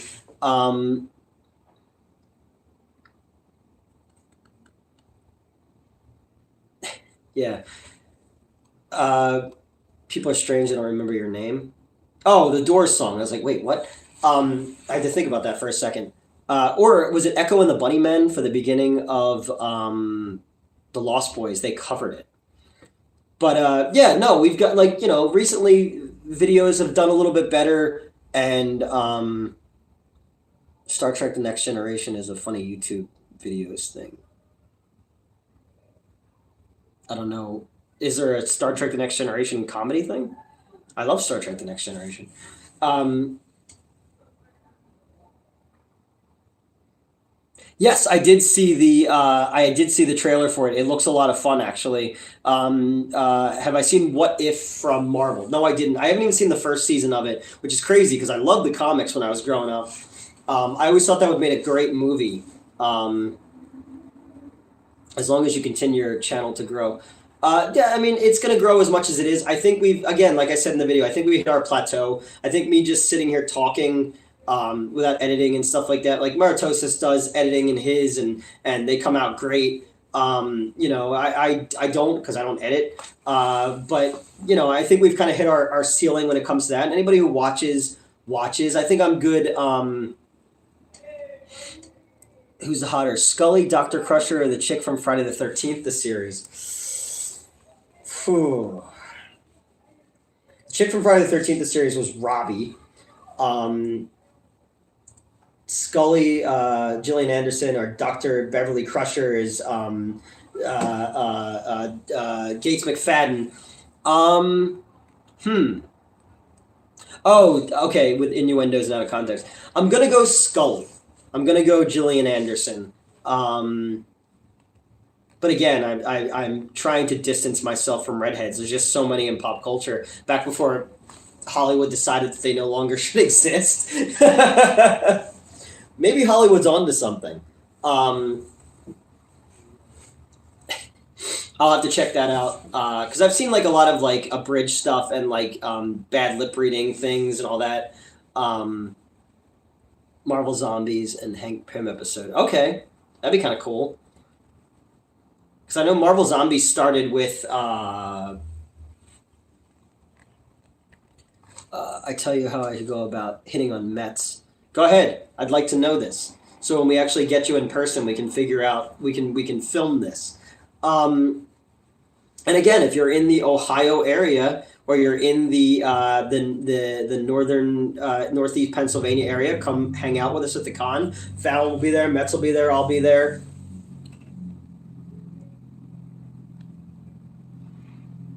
Oh, really? Interesting. I don't know how Disney Plus is profitable for the amount of money they put into stuff and all. No, I have to tell you. Okay, well, when we have you in person, I'll give you some pointers. On how, I've been around them enough to know what works and what doesn't work. I think if you have long hair, they might be even more into you, and if you're into wrestling, so just pretend you're into wrestling.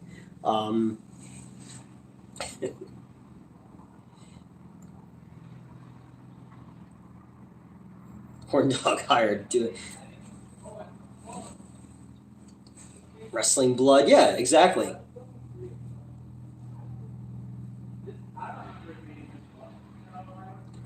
Oh, well, yeah. I mean, the last time I was at Disney was 2019, was Disneyland, and it was so fucking expensive. But my producer friend paid for it, so I didn't pay for it. But I know how expensive it is. It's like Netflix. How does Netflix operate? Long hair. Okay, I'll start growing out. Yeah, growing out. I was thinking about growing mine back out, but then I was like, nah, I'm too old, man. My hairline's moved back way too far. I'm just gonna keep it short for now on. I think back to like the underbelly days when it was like down at my shoulders and stuff like that.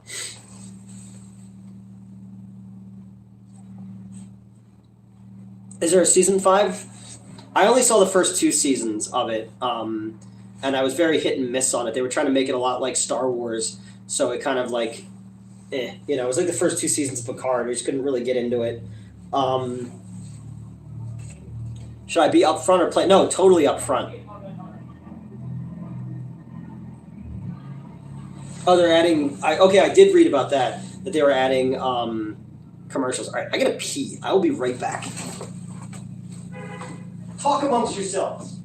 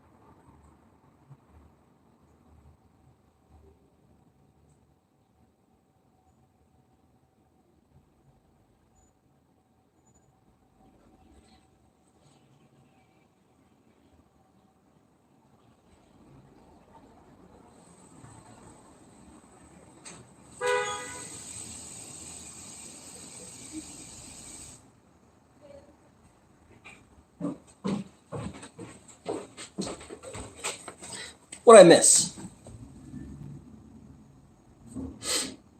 I ain't afraid of no ghost.